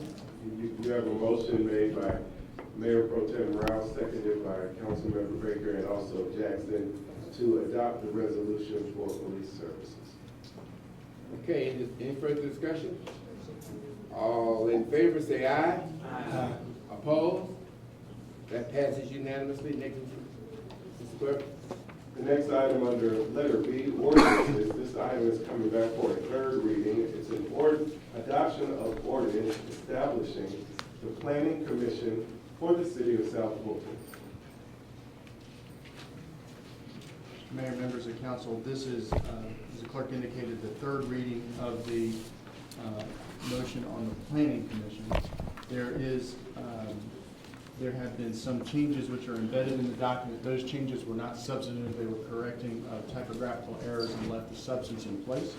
You have an amendment before you from Councilwoman Gilliard, which I will explain. It amends two sections of the proposed amendment, section 5-5001 and section 5-5003. What that language does is make clear and draws clearer lines between the roles of the Planning Commission and the roles of the City Council and the roles of the Planning Department. And it establishes that the Planning Commission gets to make recommendations to the City Council on proposed amendments to a zoning map. Amendments can occur either by the City Council acting on its own, either in conjunction with or working with a recommendation of the Planning Commission, or not working with a recommendation of the Planning Commission, as long as the Council knows that the Planning Commission has not reviewed that amendment. That will be stated in the text of the ordinance, and it will be raised by the sponsor. Alternatively, property owners seeking, and this is how most of it happens, a property owner seeks a change in the zoning map for a particular reason or another. That goes to the Planning Commission for a recommendation. That recommendation is made and sent to the City Council for approval. The amendments in 5-5001 and 5-5003 seek to clarify that. And the last is that the department itself may make recommendations, and the department's recommendations would go to the Planning Commission first. And then you would follow the same path. The Planning Commission would make a recommendation, and then the City Council would vote on that decision. I'm happy to walk through the remainder of it, but the substance of the remainder is the same as it was on July 11. It's the amendment that would be the new process.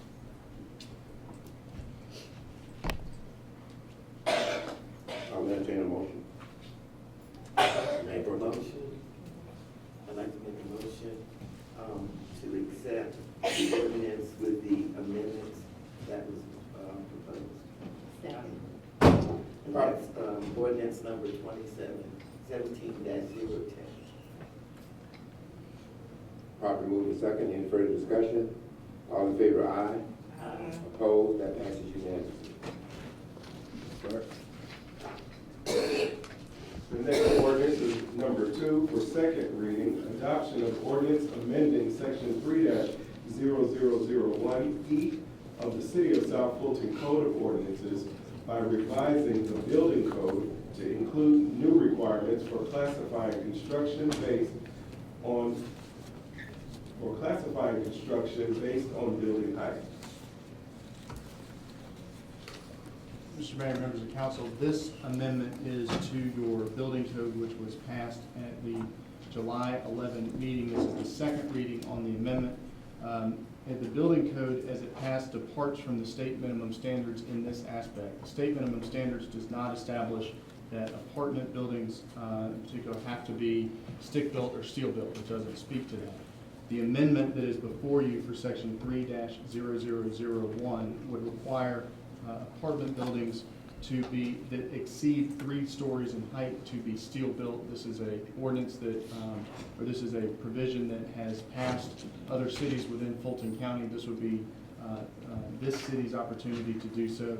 It is currently sitting with the Department of Community Affairs that has to review any time you depart from the state minimum standards.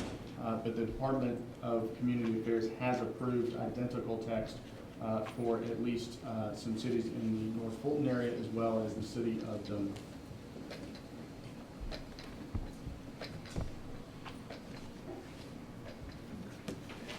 I make a motion to adopt ordinance 2017-14, adoption of ordinance amending section 3-00E of the City of South Fulton Code of Ordinance by revising the building codes to include new requirements for classifying construction based on building height. Second. Properly moved and second. Any discussion? We talked a lot about economic feasibility studies for a voting resolution. I haven't seen any economic feasibility study of how this will affect the price of apartments in South Fulton. Affordability is very important to me, although national, but I do believe that it is the right thing to do, and I will support it. Any further discussion? I was going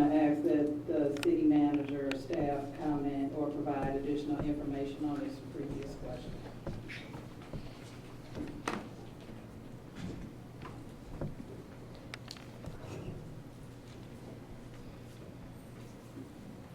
As Councilman Khalid mentioned, we do not have any feasibility data for this particular item.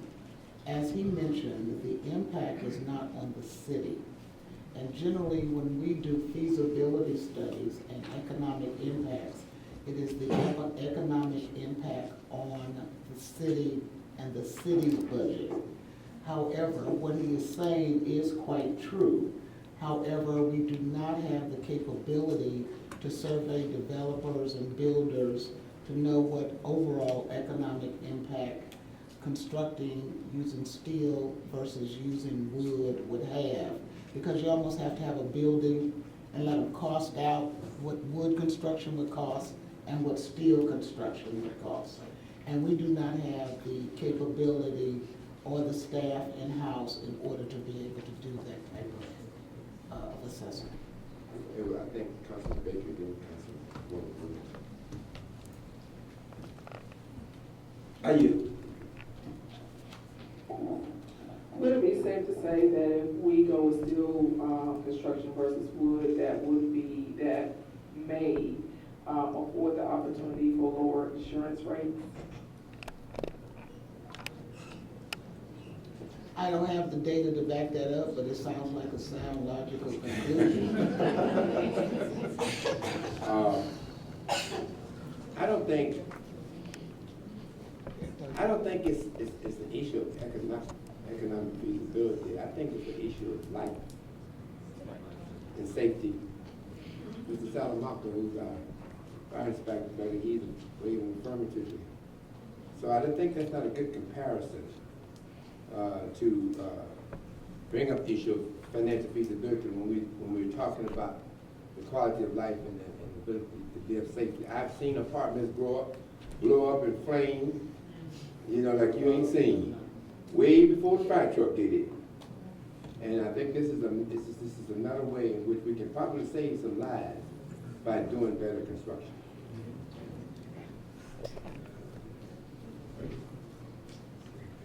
Any further discussion? Hearing none, all those in favor, aye? Aye. That passed unanimously, Mr. Burke. Mr. Mayor, members of council, on page 3, there are several remaining board appointments to the Planning Commission, Zoning Board of Appeals, and Board of Code Enforcement. These are additional appointees, and they will make all of your 3 boards whole. So the remaining appointments to the Planning Commission from Mayor Pro Tem Rao is Mr. Isaiah Turner Jr., Councilmember Excuse Gumbs. me, if you name, since they here, let us stand up. Go ahead. Some of them still here, just start over. Okay, Mr. Isaiah Turner Jr., Mr. Robert Dow, Mr. Alvin Reynolds, and Mr. Reynolds was appointed by Councilmember Baker, and Mr. Dow was being nominated by Councilmember Gumbs. That's for the Planning Commission. On the Zoning Board of Appeals, Mr. Nicholas D. Wilson, nominated by Mayor Pro Tem Rao. Ms. Janisa Lynette Elias, nominated by Councilmember Gumbs. And Ms. Brenda Jenkins, nominated by Councilmember Baker. Thank you. And on the Board of Code Enforcement, Mr. Reginald Tatum, nominated by Mayor Pro Tem Rao. Mr. Sam Bowen, nominated by Councilmember Gumbs, and Mr. Haywood Sherrod, nominated by Councilmember Baker.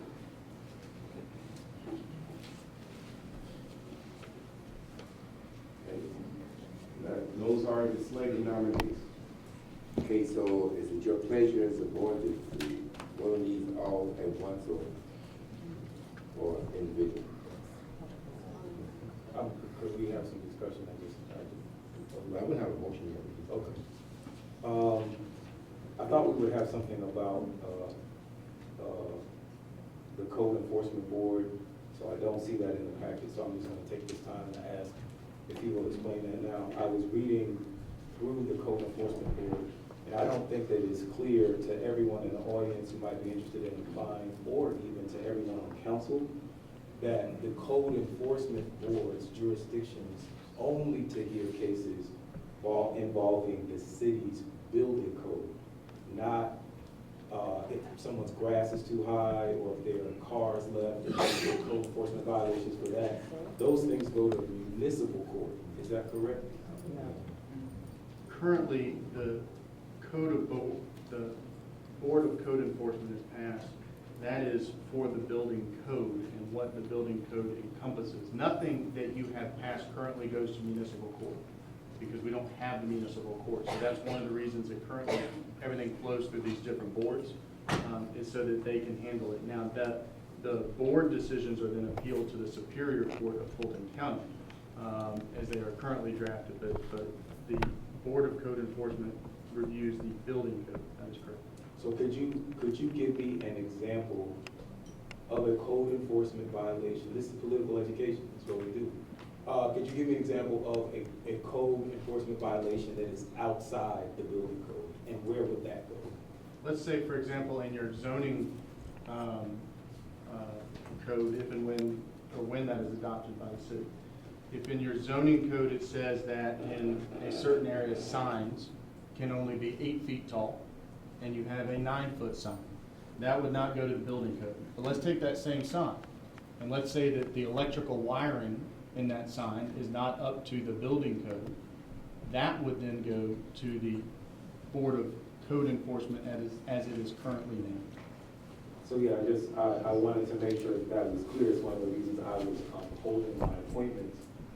I want to make sure that we have people on the code enforcement board that will be hearing exclusively building code cases that have experience in building and construction, because those are the cases they're going to be hearing. The building code will be hearing those cases, yes. Thank you. Any further discussion? Yeah. As it stands currently, each appointee receives a specified number of hours of training before serving or hearing the first case. Is that not the case? That is correct. I think it's 8 hours. It is 8 on building. Yeah, 1 is 2.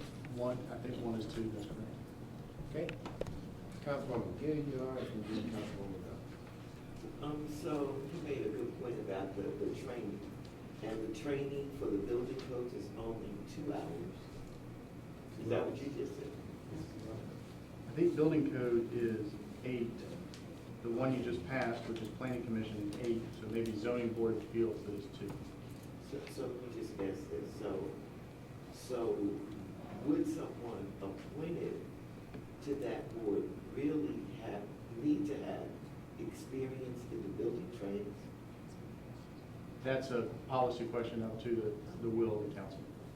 They will be received, the requirements in the ordinance are that they live in the city, they're not a city employee or an elected official within the city, and that they have training. After that, it's up to the discretion of the nominating member and the council on whether to approve or not. Any further discussion? Yes. I'm sorry. Oh, go ahead. I'm sorry. All right. I would just like to, I'm not sure who sets up that training, but if we do have people who don't have building training in construction and building, that we just make sure that we have a module that's focused. The minimum is 2, but if we just have a module that's focused to make sure that people that are on that board get the training they need.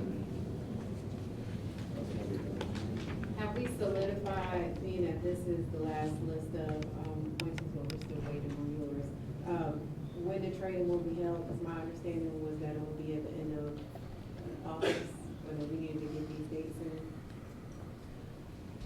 Because you extended your moratorium on some projects, we're able to train in August.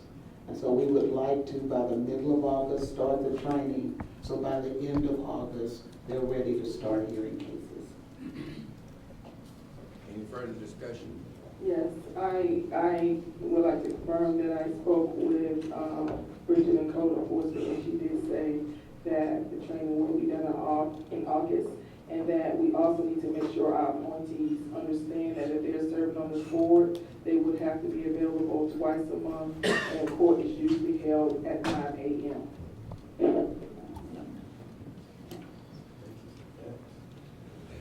Any further discussion? I entertain a motion. I understand we're gonna do them all at once. Yes. Okay. I would like to motion that we approve the appointments for the Planning Commission, Zoning Board of Appeals, and both Board of Code Enforcement for Councilwoman Rao, Gumbs, and Baker. Thank you. Properly moved to second. Any further discussion? Hearing none, all those in favor? Aye. Aye. That's unanimous, and that motion passes. The next item is number 9 on page 3, City Manager's Weekly Update. Mr. Mayor and Council, what you have received in your packet is a summary of the activities that the city manager and the staff have embarked on since our last meeting. We send this out every Friday so that you know some of the things that we are doing. And we will continue to do that so that you will stay on top of all of the issues that we're covering and the activities of the staff and the manager. We have held 2 public forums on the RFP for solid waste and recycling. I can say that they have been well attended, that we've gotten good questions. The PowerPoint presentation is currently on our website, so if any of the residents would like to see the presentation after or prior to, it is on the website for them to view. Our next our meeting will be on Thursday of this week, and that will be held at the Burdette Gymnasium. And so I'm encouraging individuals to come. On Monday, July the 31st, we'll have the final one. You directed us to conduct 4, and that one will be held at the Wolf Creek Library.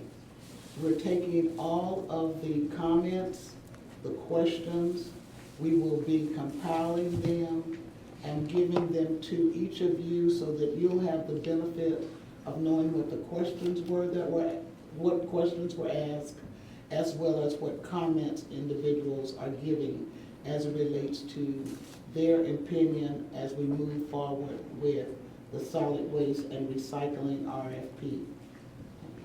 They've been very informative for all of us, and I would just encourage all of the residents to continue to come out. One of the things that's really been good about these is that they have not been district specific. You have representatives from all over the city, so what works best for them, individuals are driving just to be able to participate, and I think that speaks highly of the residents, that they are interested in this issue and are concerned as we begin to move forward. There are some areas that we are identifying very early that the purchasing manager will have to get on right away.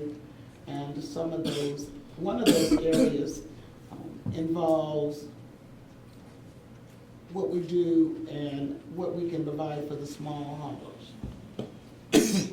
And so that's one of the things as a part of any procurement or purchasing department. It is how do we either make it so that companies can team up together or that the small haulers can team up together. So there's a lot of things that the purchasing manager will be asked to address very early on. Once we get all of the feedback, we will be proposing possibly amendments to the RFP, and we'll get that draft RFP out to council for reaction and approval prior to the releasing of that RFP. So we will not put that RFP on the street until council has approved the RFP. Thank you. Thank you. The 2 other things very quickly. Councilwoman Jackson talked about the timelines and the plans. In the document, you will see the timeline for the transition of police as well as our current activity in the transition of code. Code will transition over to the city of South Fulton on August the 1st. If you have questions about that transition, the HR department is available to answer any questions, but you do have the document for both of those. We will, I'm sure, be doing further discussion on police because it's more comprehensive.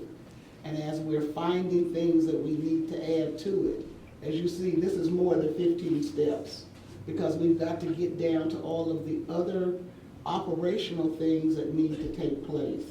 And so whether it is changing the names on the cars, how we get access to the vehicles, there's approximately 155 police vehicles. You can't take them all off the street at one time in order to change the name. So we've got to work with the county on a strategy. So please know that these are fluid. We'll be adding things to it as the individuals that the mayor mentioned, that the county has agreed to work with us on the transition. They have been working with me on both of these documents.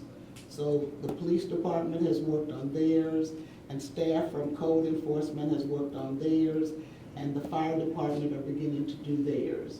The next department that has been asked to do and to work on the timeline with the manager is Parks and Recreation.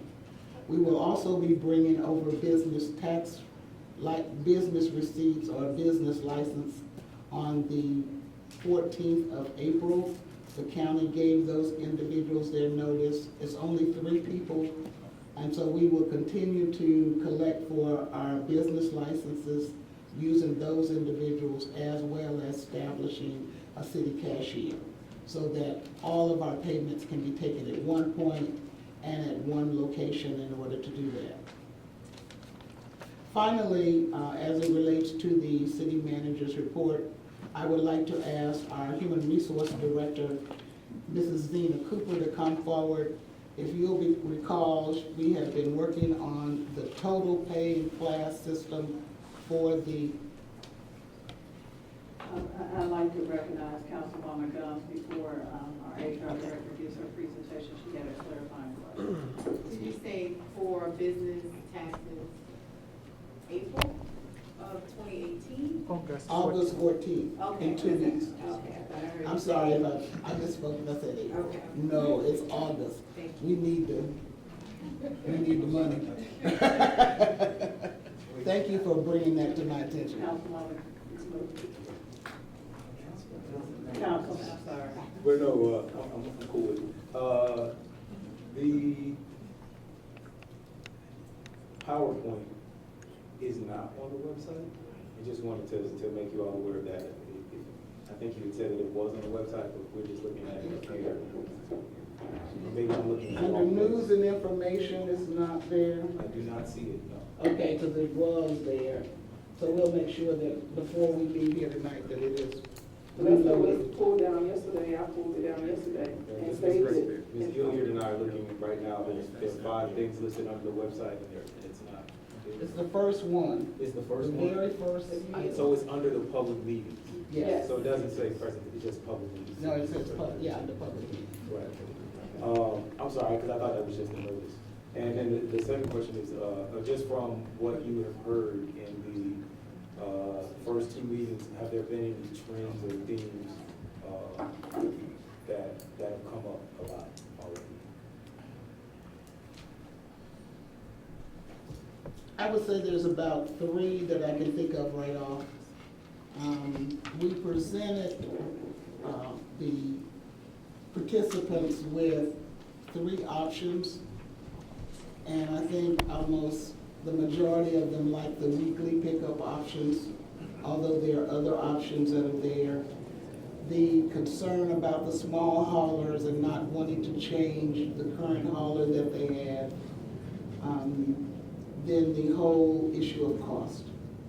And then I want to say 3 things that have come up in both of the sessions that we've had.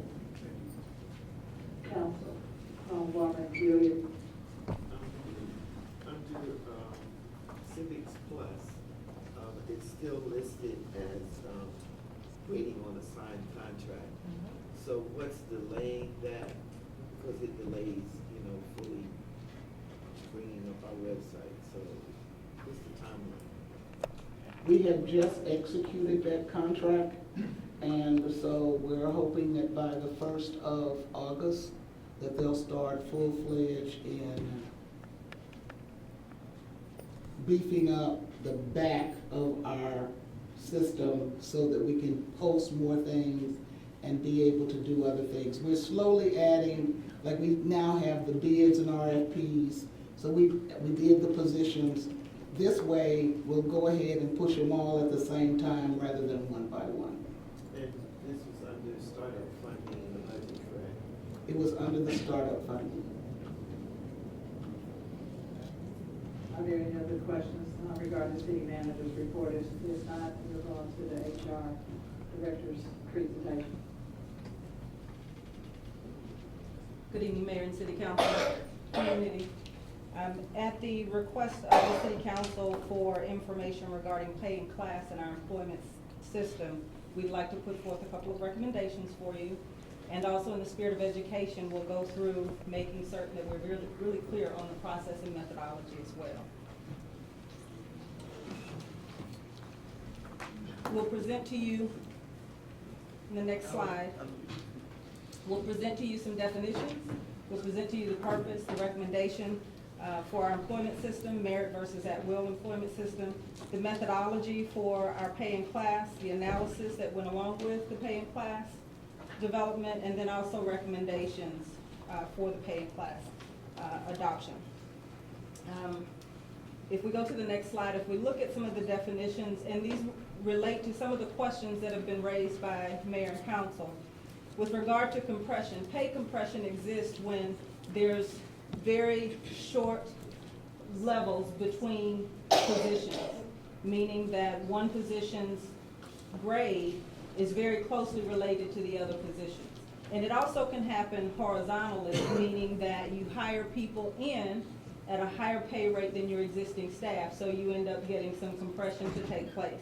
The third way that you see compression is between supervisory levels. You have an employee at a subordinate level who is paid very closely to a supervisor or manager level. So this analysis and what we've done will address some compression issues. The other question that was brought up in the past was the merit system. And here's where I'd like to give a little bit of education just for our community as well as for mayor and council. In our history classes growing up, we heard about the spoil system. And the spoil system said that whenever there was an elected official or a new body of elected officials, then to the victor goes the spoils. So the entire team working in the administration would be terminated and a new team would come in. With things like that, what you ended up happening was a loss of institutional knowledge. Okay, therefore the merit system was adopted. And what the merit system did, to the contrary of the spoil system, is that it put in place a system to maintain the institutional knowledge that you have with your staff and prevent staff from turning over because of political whims, so to speak. So what ended up happening with the merit system as opposed to the spoil system was we got so far to the contrary where we had employees who for poor performance were not addressed, for failures in their duties were not addressed. So the merit system, we ended up getting a reputation in government of having employees that did not do the work. And they were long-term employees that were maintained and they did not do the work. So that's the difference between the spoil system and the merit system. Then what you have in public sector quite often is what you call an at-will employment system. And if you'll go to the next slide.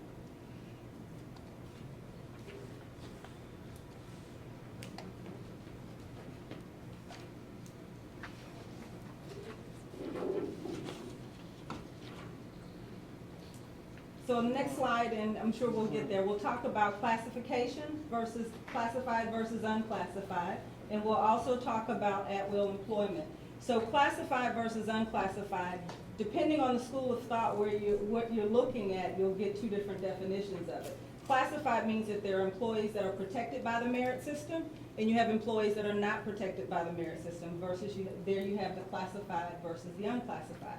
If you look under the Fair Labor Standards Act for classified versus unclassified, it relates to the exemption status of the employee. So for the purpose of discussing our employment system, whether we go merit versus an at-will or an ad hoc system, we need to make sure that we understand what we mean by classified versus classified, whether they are protected by the merit system or not protected by the merit system. At-will employment, again, happens in our private sector most often, meaning that an employee can leave a company or an organization or government system whenever they choose. There's no contractual agreement on their employment status. If they choose to take on a new job, they can leave. But it also means that the organization, the government, or the business also has the right to do the same. They can terminate an employment without cause. We can't do an illegal termination, terminating someone for harassment, for filing claims of harassment or retaliatory actions. Those things are protected under EEOC and other government and Department of Labor activities. So at will employment, there are some protections, but not a lot of protections. So the purpose of our study is to satisfy Mayor and Council's request, we're going to put forth a recommendation for pay in class, which means our positions will be graded and classified with a pay range for each position based on an analysis that we've conducted. The goal of the objective is presenting the city as a preferred employer. Our whole purpose is to make sure that the city is viewed by this community as a preferred employer, and therefore we can garner the best and most qualified candidates to work for the city. The other reason is to ensure that positions and titles are accurately reflecting what the roles and responsibilities are for those jobs. So it really takes time to look through every job description and make sure we classify them appropriately. To ensure that salary ranges are equitable internally, meaning between jobs, and that they are also competitive with the market. That other employees at other cities and other municipalities will say, hey, I want to work for the city of South Fulton because they've got a great program for employing their people. It also places emphasis on critical and key roles with police and fire. That's something that we hear quite often in these meetings, is that the main focus is police and fire service. What are we going to do to ensure that our police and fire service meet the needs of the city and the constituents, but also to make certain that we place emphasis on these critical positions. There are 6 administrative staff right now. And these 6 administrative staff, I have to tell you, are stretched far and wide with all of the requests for analytical information, last-minute data requests. I can tell you that we all worked together on this pay and class study, but we all had to remove ourselves from our respective duties and responsibilities in order to do it and put it together appropriately. And every request that you all make of this staff requires that kind of due diligence and that kind of effort in order to get it done. So lastly, to ensure that the city adheres to the Civil Service Act's guidelines and responsibilities for fair and equitable treatment of its employees based on their skills, based on their performance, and it also protects our employees from political actions regarding their employment. So that's what the purpose of this presentation is for you today. As we go through, and if we will look at-will employment system, we are proposing an ad hoc of an at-will employment system and a merit system.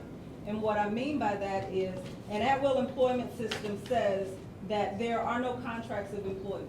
We don't want people to feel obligated to stay with us if they don't want to stay with us. If you force employees to stay with you and they don't want to stay with you, you get substandard work. So folks should have the freedom to make employment decisions about where they want to work.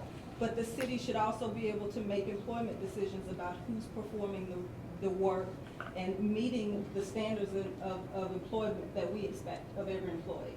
So we want to implement a grievance system, much like the city of Milton has done. We've studied other cities to see what other cities are doing. Most of the cities in the metropolitan Atlanta area have done that. They've moved to somewhat of a hybrid system that is an offshoot of the merit system, but it also has an at-will with a grievance process. So we want to make certain that we have an at-will system that has a comparable grievance process that allows our employees, to file grievances or complaints or appeals when they feel that they've been treated unfairly, when they feel that employment decisions were made without basis or without following the procedures and guidelines that we put in place. That has been vetted with our attorney. That's one of the things that you'll find from our department and human resources. We have to make certain that we abide by the Department of Labor laws, the laws that are applicable to government employment in the Civil Service Act. So we did pass this through our attorney for validation to make certain we were doing what was best for the city.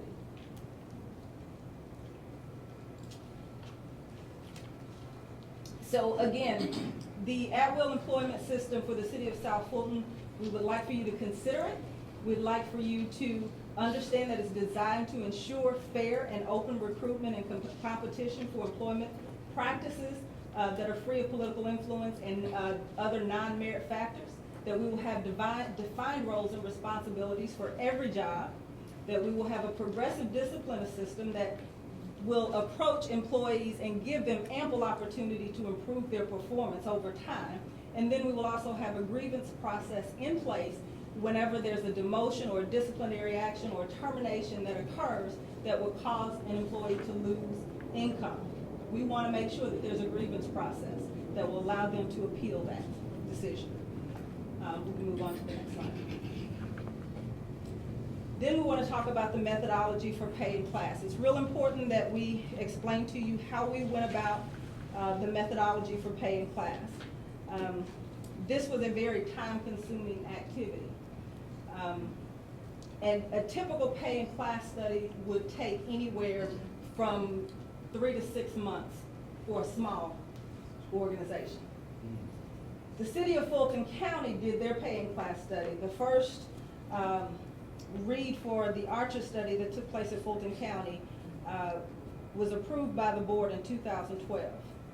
The PDQ for that pay in class study began in 2013. The study was completed and adopted in 2015 and implemented in 2016. And even after they implemented it in 2016, they already have plans in place to address the living wage through 2021. So the time and attention and detail that this staff has taken to put together this pay in class took a Herculean effort. What is PDQ? It's basically a request for quotes for the company to come in to make certain that they did the pay in class study and the decision on the company that they used. So that's PDQ's a job description. I'm sorry, I was thinking about the quotes. I'm sorry about the RFQ, I'm sorry.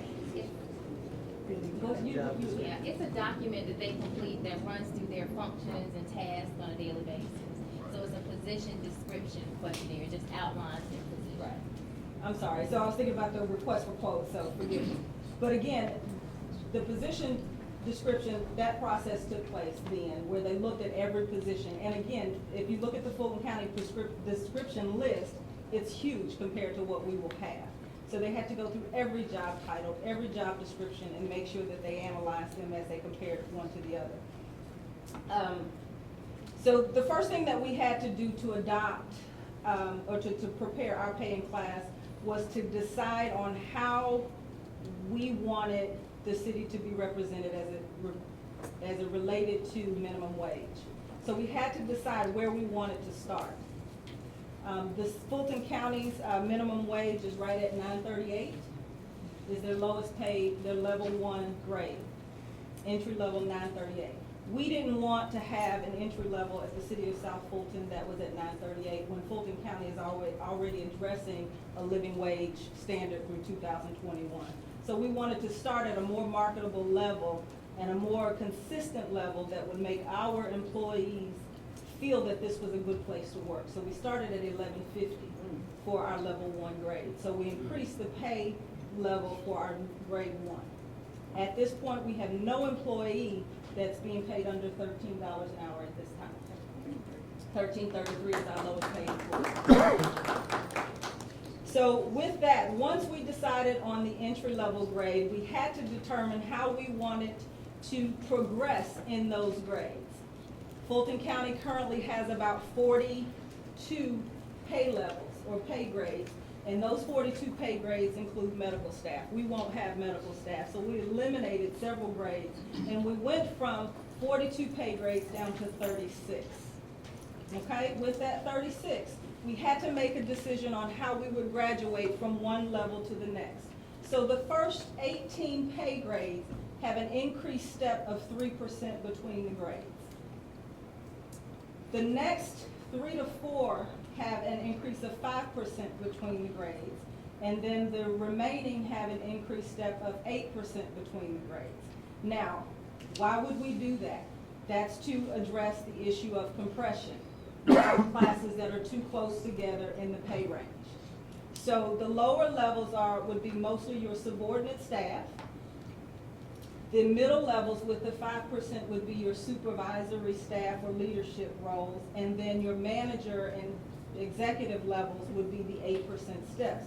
Therefore, you create the delineation between manager and supervisor. You get morale issues when an employee is managing employees that are closely paid in alignment with what they're making. So that's the reason for the progression in the steps.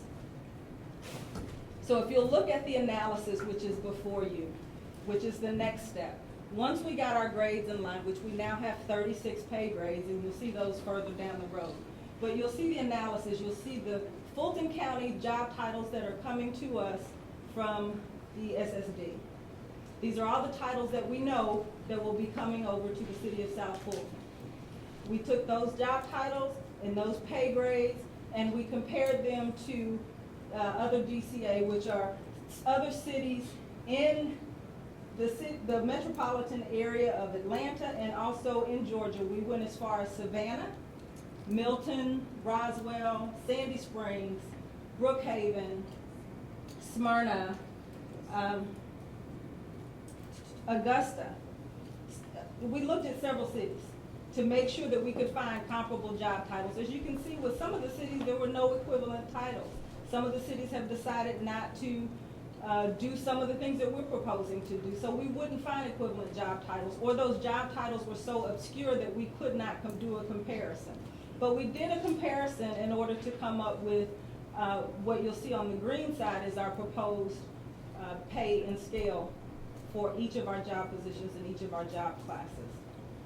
Again, as I said earlier, the focus and attention was making certain that we put attention on fire, attention on police, and attention on those critical jobs that we need to come over.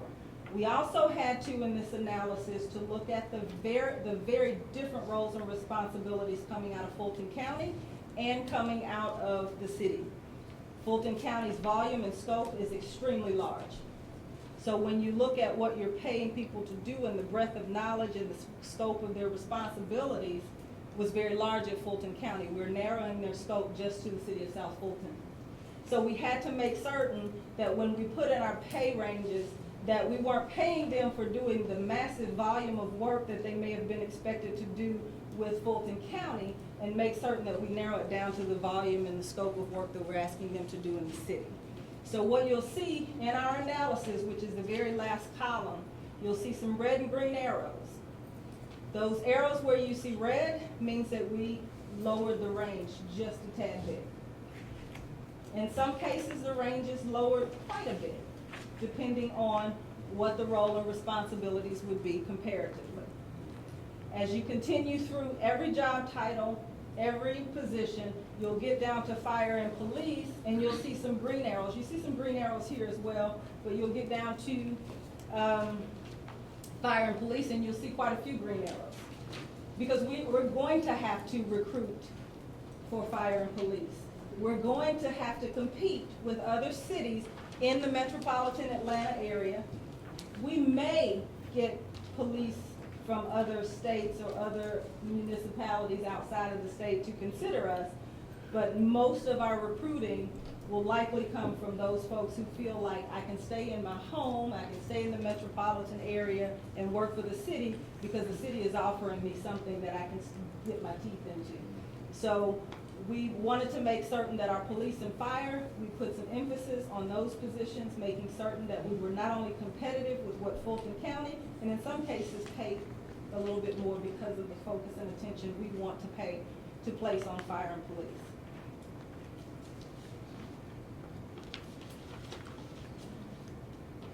So if you'll go forward, here you'll see the proposed pay grades for the city of South Fulton versus the proposed pay grades for the county. The county again had more than 40 some, and those are to the right. The city of South Fulton, we have 36 versus the 42 plus positions. You'll also see that our hourly pay rate starts at $11.50 versus the county where it starts at, and Lord, I need to put my glasses on, $9.89. So again, we've made some efforts here to address a number of things. We want to address merit system versus at will, so that we can certainly put together an employment system that says our employees are at will, but we have a very robust grievance process that allows them to appeal decisions that were made unfairly against them. So our role is to look out for the best interests of the city, but more importantly, near and dear to my heart, is to look out for the best interests of the employees. So we sit square in the middle, and we have to make sure that we do things right on both parts. Then when it comes to our pay in class, to make certain that we look out for the financial interests of the city and ensure that we are comparable to what we're paying, what they were being paid at Fulton, and competitive with other cities and municipalities so that we can recruit and retain our staff. Are there any questions? At that point, that is my proposal. We'll go to the last. This is the proposed pay scale, 1 through 36, with those min, mid, and max ranges, and the status whether they are exempt or non-exempt. Non-exempt employees are entitled to overtime at time and a half. Exempt employees and staff like myself, we don't get paid overtime. Woe is me.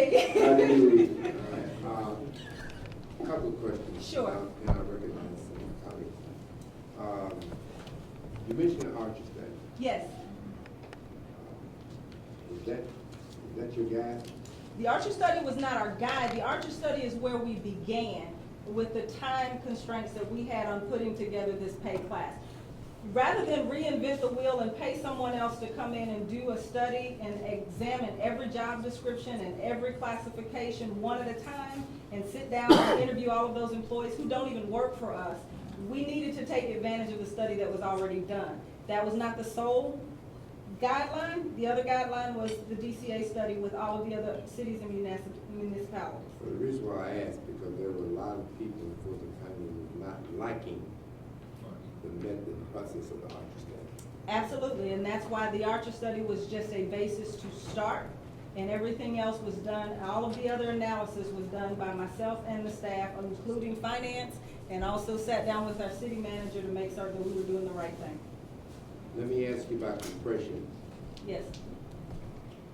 I have known incidences where people were hired close to the salary of their supervisor. Yes. And it was an automatic increase for that supervisor. Mm-hmm. Is that the way it's going to work? What we need to make certain that we do is we are very careful and critical about where and how we bring employees in. We can't make emotional decisions about pay and compensation. I just need to be very, very clear about that. We need to have a job description that outlines the required skills and the required number of years experience, and we need to hire employees based on the required needs of that job and within the guidelines of that min, and max. And we also have a process in place for determining whether a person comes in above the minimum. They have to demonstrate that they have experience to support the additional pay and comp. They have to. When it comes to looking at supervisory levels, HR studies say that there should be 5 to 10% differentiation between a manager and their subordinate staff. So it's going to be incumbent upon us to watch that, to monitor that, and to make sure that we don't continue to have compression based off of where we bring people in. I don't see why somebody would do it, but I've seen it done many times. Yes. And then the supervisor would make issue of it I mean, they automatically want money. It is a morale issue to have a subordinate to come in making more than a supervisor at any job. Now, one other question. I don't talk about the grievance process. Yes. Now, I'm fine with the grievance process as I know. But I hope that we would train our supervisors, leaders, or whoever, that they must document the activity of an employee and not waste the city's and the city's time and anybody else's time, because you had a friend, y'all was friends, and then y'all got mad and you want to bring it before the grievance board. I think that documented evidence showing a trail of disciplinary, whatever the case may be, is the best way to go. So y'all laughing, but I see it out. You know, they get in there, somebody get mad with somebody, you fired, he goes to the grievance board take about 3 minutes. And bring him back. And bring him back to work, all right? So I hope that we're trained supervisors to make sure that they document and they what do we call it, evaluate people's performance. Mayor, where I come from, that's the only way I know how to do it. That's what a progressive disciplinary process is for. I understand. But again, that's the only way I know how to operate a grievance process is fair, and that's consistent with making sure that we don't waste people's time. You have to educate anyone who's participating in the grievance process what to look for, but you also have to train your managers how to conduct very, very supportive performance reviews on a regular basis with their team so that folks don't have any surprises when it comes down to a disciplinary action. Absolutely. Yes. I know Ken came up first. Go ahead. So as we transition our employees over, which we should have everyone transition over by February of 2018, is there going to be some type of formal training to supervisors regarding performance appraisals and also progressive discipline and how they should proceed, and also the grievance process? Absolutely. Okay, are we gonna hire a third party to do it? Because you said you're stretched with 6 people. Well, we're hoping that when this 2018 budget is passed, we'll be able to add to our human resources staff so that it won't be just Thankful and I doing the work, and that we'll be able to develop those training programs and conduct those training programs with our managers. Okay, so are you going, I'm sorry. Are you going to assess your need? I just want to make sure that you assess your need and make sure you include that in your. Yes, we have. Okay, that's it.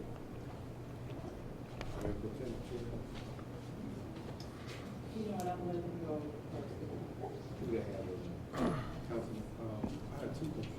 I have two questions, but I can only remember one right now. I'm trying to write the notes. Thank you, first of all, for getting folks above $10 an hour. That's awesome. But Fulton County currently is a merit system. Yes. So for the, because I do care about our employees, what is that? So for people coming over from Fulton County that have been on this merit system, yes, how does this look different in terms of dismissal? The merit system consists of a personnel board that consists of, much like your zoning boards, constituents that were assigned to the board by the commission. Okay? In employment situations, that can be very political. So when you go to discipline or address the performance of someone in a community or district or area where that personnel board member lives, it's very hard to make employment decisions stand. What we're proposing is more of a peer review process, meaning that a panel of peers, employees that work alongside that person every day, and see the work and the quality of work and the ability of that employee to perform their duties as expected and outlined by them. Our communities don't see what we do in the office every day. So they can only make decisions based off of what they've heard or what they've been instructed to do. So in order to be fair to our employees and fair to the city, again, our role is to sit square in the middle and look out for the best interests of the city, but also to look out for the employees.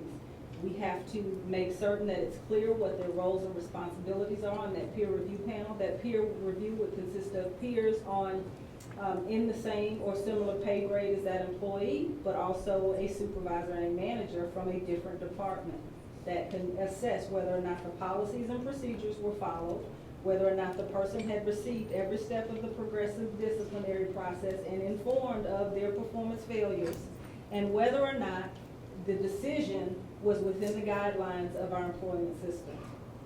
So that's what's a little bit different. The only piece that will really be missing is that community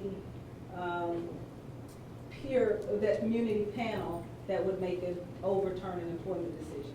That's the failures, and again, it's not that we don't want transparency, because we certainly will be transparent in all those decisions. The failure of the merit system is that you get long-term employees and no employment decision sticks because it's always overturned, as the mayor so eloquently described. As we transition employees over, I understand, well, there is a 90-day probationary period. Can you describe a little bit about the check-in points during that 90-day period? And I also want to thank the HR team for dealing with the compression issue with fire. I heard that quite a bit, so kudos on that. The 90-day, we have a proposed document now for addressing the 90-day review process. It will be a checkpoint at 30, 60, and 90 days. And at the 90-day time period, a decision will be made as to whether or not that person sitting in that current position has met the needs of their job and their job description, the tasks and responsibilities assigned to them, whether or not we need to make decisions about transitioning them to another role that's more suited for what they're doing, or whether or not we make a decision to continue employment. I just want to say this. Both of you are outstanding. I want to know what Councilman Reed is saying. And I want to personally thank you also, because you guys are always professional, and you always come in and bring information that we can understand. And so I thank you for the professionalism, but I don't like y'all because I don't want to talk to y'all, but y'all get more control. So I see y'all and say, how you doing, and keep walking. Nobody say I got involved with no HR. And I would caution anybody, just say hello and keep walking. So once again, thank you, and I got you. Once again, this has been a great presentation for us, and I'm sure that the Mayor Pro Tem has some issues, but he resolved them this afternoon to her benefit. So thank you all so much. And Councilwoman? He beat me to what I was trying to say. I do appreciate your professionalism. Every time you come up, you have it down to a T. Thank you. So it's not often that I smile up here, okay? Thank you. But I would like to ask a question. Sure. How soon do you anticipate on attempting to put this? What I'd like to do is to propose that we prepare a resolution for the pay and class to be approved at our next meeting, if at all possible. The grievance process for the employment system will take some time for us to put the details into that system. I'd like for an approval from this body that we move forward with the system. Can I say? Sure, you got it. Okay. I would like to, can we make a motion? Yes. I would like to make a motion that we wait until we have done our national search for our permanent city manager and police to put this in process. I have a question. Sure. As it relates. No, I'm sorry, there's no floor. That fails for lack of a second, go ahead. I have a question. Wait a minute. That didn't fail. Because you didn't allow nobody to say that. Did you all vote? We'll go second. We're gonna say. Wait a minute. I made a motion and somebody has to say. Yes. Nobody second. Okay, well, go back and I'm gonna make it again. You make it again, you get Nikki meeting. Oh, excuse me? Get Nikki meeting. As it relates to law enforcement, Yes. right now, they have, their own recruitment process. They also have their internal affairs process. So how is that going to be pulled into, is that still going to remain separate? Police and fire are very different from any other department that we will have. Police and fire are very different. We wouldn't propose to do anything that would compromise the service to the community as it relates to fire and police. Okay, thank you. Yes, ma'am. Councilwoman Gilliard, and then Councilman. I want to make a motion. I had some more questions before we got there. So she can get a motion, or you can discuss it. You can make the motion. I wanted to make a motion that we move forward with the pay class. I want to make a motion that we move forward with the pay in class, but we hold not making a decision on whether or not we're going to go at will or merit or the hybrid until such time as we do get a permanent city manager. I think that it would be fair for that person to weigh in on it, and it would be more permanent. And so that's my motion. I second. Properly moved and second, any discussion? Councilman? It's not germane to the Okay, motion. all right, okay, good. Hearing none, all those in favor? Can you provide a little bit more clarity? I'm sorry. What we were asked to do was to vote on the pay and class system. That was what I heard when I said, I make a motion that we approve the pay and class system, but that we wait on approving either a merit system or an at-will system or a hybrid of the two until such time as we get a permanent city manager, so that that person could weigh in on that decision since they would be permanent. That's my motion. Discussion. Report, Chair. I guess I'm somewhat concerned because I think HR is making a recommendation for the hybrid. If it's not, that's my understanding. And being the fact that we have employees coming over every month, they don't know what system they're under. So that would seem problematic to me. Am I missing something? No, they would know what system they're under, because they would be at an at-will system until such time as the decision is made. Okay, but that's different than what you said. So it is different than the motion you made. That's why I wanted to ask. The motion that I made in terms of that was that we don't agree on a merit, a hybrid, or an at-will. That's all three. Right. But I included at-will. Right. So you don't restate your motion. So I need to modify that motion to include at-will. That at-will is what we stick with until such time that a permanent city manager is hired. We had a motion on the floor. We have to rescind that motion. She can add to it. Amend it. She can amend it. All right, is the amendment okay with the second? With the second? I saw him. Okay, So the recommendation from HR is to bring over employees with a hybrid system, which will allow employees to have a grievance if they feel like they were unfairly terminated, correct? Yes. And so I feel like people should be transitioned over if that's we're relying on our subject matter expert. I mean, she was very thorough, she was very professional, and I'm uncomfortable with transitioning employees over without them having appeal rights, grievance rights. If the recommendation came from our subject matter expert to do so, I guess I don't understand why we should wait on a permanent city manager. The recommendation is not going to change from our HR team. Okay. Councilman Khalid. So my first question is that true? I want to ask legal counsel, in the absence of our decision, are we an at-will employer until we decide something else?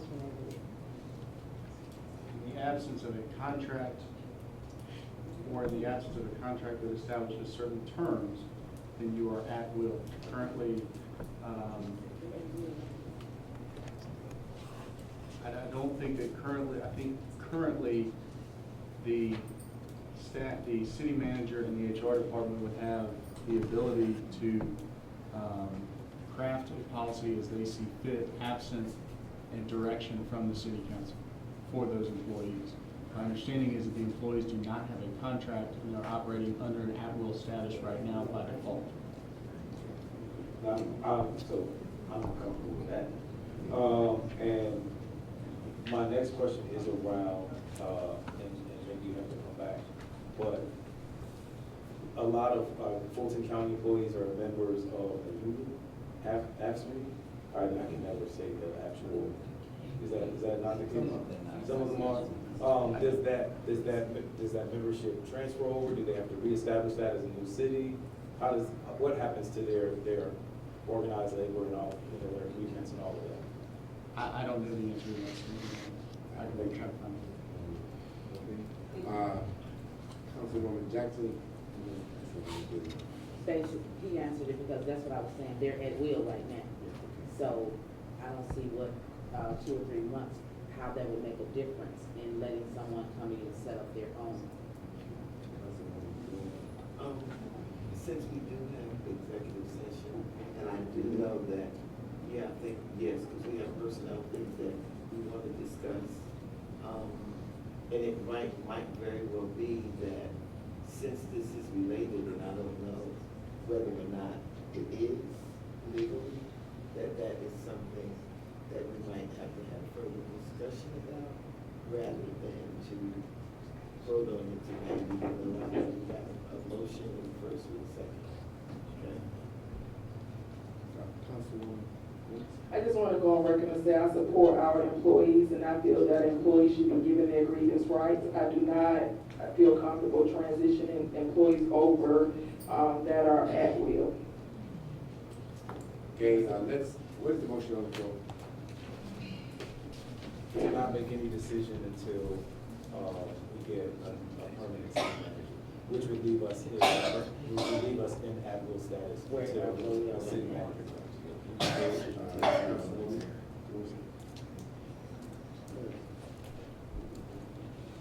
We'll come back to it.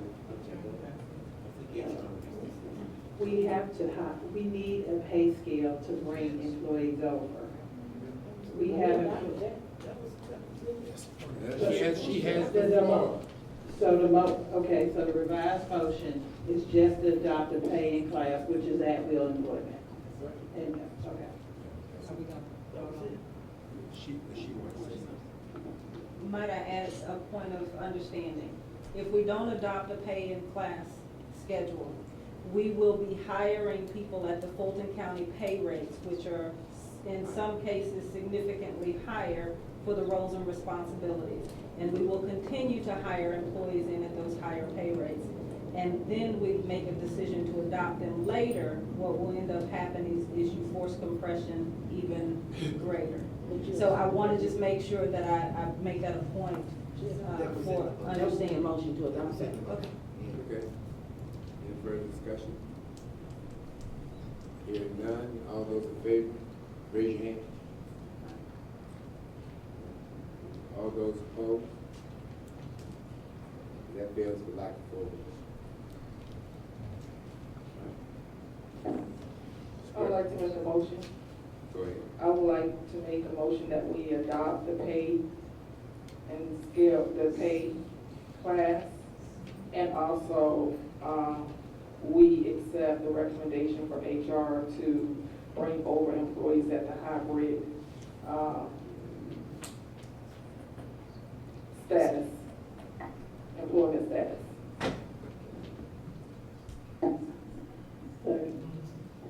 Been properly moved and second, in discussion. Hearing none, all those in favor? I'm sorry, I do have a question. Do we have anything on the record that it's going to be 3 months, as I heard said earlier, before we will be bringing in this permanent position? Let me ask that. Again, we prepared an RFP that we presented. We did not receive any feedback on that RFP on how to move forward. So as soon as we can move forward with the RFP, it will be the selected external search company that tells us how much time. We'll put together some proposals, and as you can, if you recall the RFP, the proposal was that they would be completed with their search by sometime toward the end of the year, the last quarter of the year, November, December. A national search can take that length of time. So again, it could be several months. It could be 3 to 4, 3 to 6 months, depending on your decisions. So, And how how quickly we move. so if that's the case, am I clear that, Mr. Mayor, you're waiving your discretion to that appointment? No. So what's all of this time that why is it a gray area in the time for what she's saying? Wait a minute. Clearly, the RFP is for a city manager and as well as a permanent city manager. But I was asking if he was waiving his appointment, because if we're doing that, he's not appointing anybody. If we're searching or allowing a search to take place. I mean, I'm asking the mayor, I just wanted, I have a question. Okay. My understanding, I'm asking a question. The RFP is for us to put out a request or to do a search for a search firm to do the recruitment of police and fire. It has nothing to do with the appointment. It's to put out correct? Right. The RFP is for an executive search firm to present to this body qualified candidates to fill the position of city manager and chief of police. It's not to make the selection for you. It's to present to you qualified candidates in which you will evaluate through an interview process and a screening process, and then make a decision. Right, and with clarity, and you may not know, our charter gives that authority to our mayor. So that's why I was asking the question. Absolutely. Let me say this, I've been through a couple of searches for city county managers, and just to search for a firm itself takes a long time, because you're gonna send out RFPs for that also, right? Yes. And that can take a considerable amount of time. And then depending on what the cost is gonna be, we'll vote on it. Yes. If, with an executive, Go ahead, respond. I asked the question, you respond. with an executive search firm, they will send to us in the RFP what their rate is. In many cases, an executive firm will charge you anywhere from 30 to 50% of the first year's annual salary. So again, a national search could cost you, again, 30 to 50% of the first year's salary for that placement. And you're only typically charged at the placement point, at the time that they place the candidate. Okay, so is there another route that, Sure, another route. I'm sorry. Yeah, I still have the floor. So in the meantime, it is the recommendation, based on all of this thorough research that you have done, that we go ahead and adopt the paid class and transition employees over at a hybrid status. And that is what is on the floor at this time. I made a motion to do that, and Catherine Rao, Councilman Pro Tem Catherine Rao, made a motion to second it. If we don't do this, we're leaving our employees exposed because they'll be transitioned at will, and we won't have a stable pay in class. Okay, there's a motion on the floor. Any further discussions? All in favor, raise your hand. All opposed? That passes. 4 votes. Thank you. Can I ask a question? Yes. How long does it take? Is there another process? Is there another way that we can, put the, RFPs out, just put a bid out for? Sure, there are several Police. ways that we can do that, but again, specifically to fire and police, I would not recommend that we bring that internally because there are so many very critical needs with regard to this city's fire and police chief. I think that we have to make certain that we do a national search and have someone qualified to investigate their background, skills, and abilities. So again, there are several ways, and I'll tell you, we could do it internally by posting it on our website and hoping that we garner the candidates. We could certainly, as a staff, do a national search, and that would require that Anquilla and I find out who all the police chiefs are around the country and contact them and see if they're interested in coming, which is what an executive search firm will do. They will do a headhunter process for us by literally contacting those police and fire chief, if we're looking for them, or city managers that we're looking for who qualify or meet the needs of the city. Okay, but what I heard the mayor saying was if it cost X dollars, we were not gonna do this? No, that's not what I said. I said I made my decision. That's what I heard him say. No, I said I had not made a decision. Mr. Mayor, I just, parliamentary, I feel like parliamentarian, it's my duty to remind us that it's 10 o'clock. We still have executive session, and we will be back here at 8 a.m. For strategic planning. That's tomorrow, correct? Thank you. I understand we have executive session. Could y'all tell me what it's about? Personnel? Litigation. Huh? Anything else? Litigation. Huh? Litigation. Litigation? Yes, sir. And personnel? Yeah. Okay, we'll move the executive session on litigation and personnel. Wait, we didn't take. Motion. We'd like to make a motion to recess to executive session.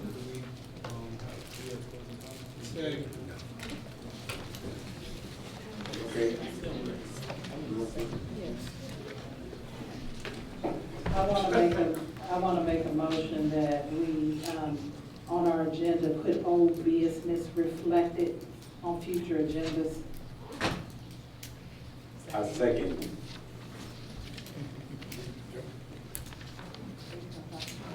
All in favor?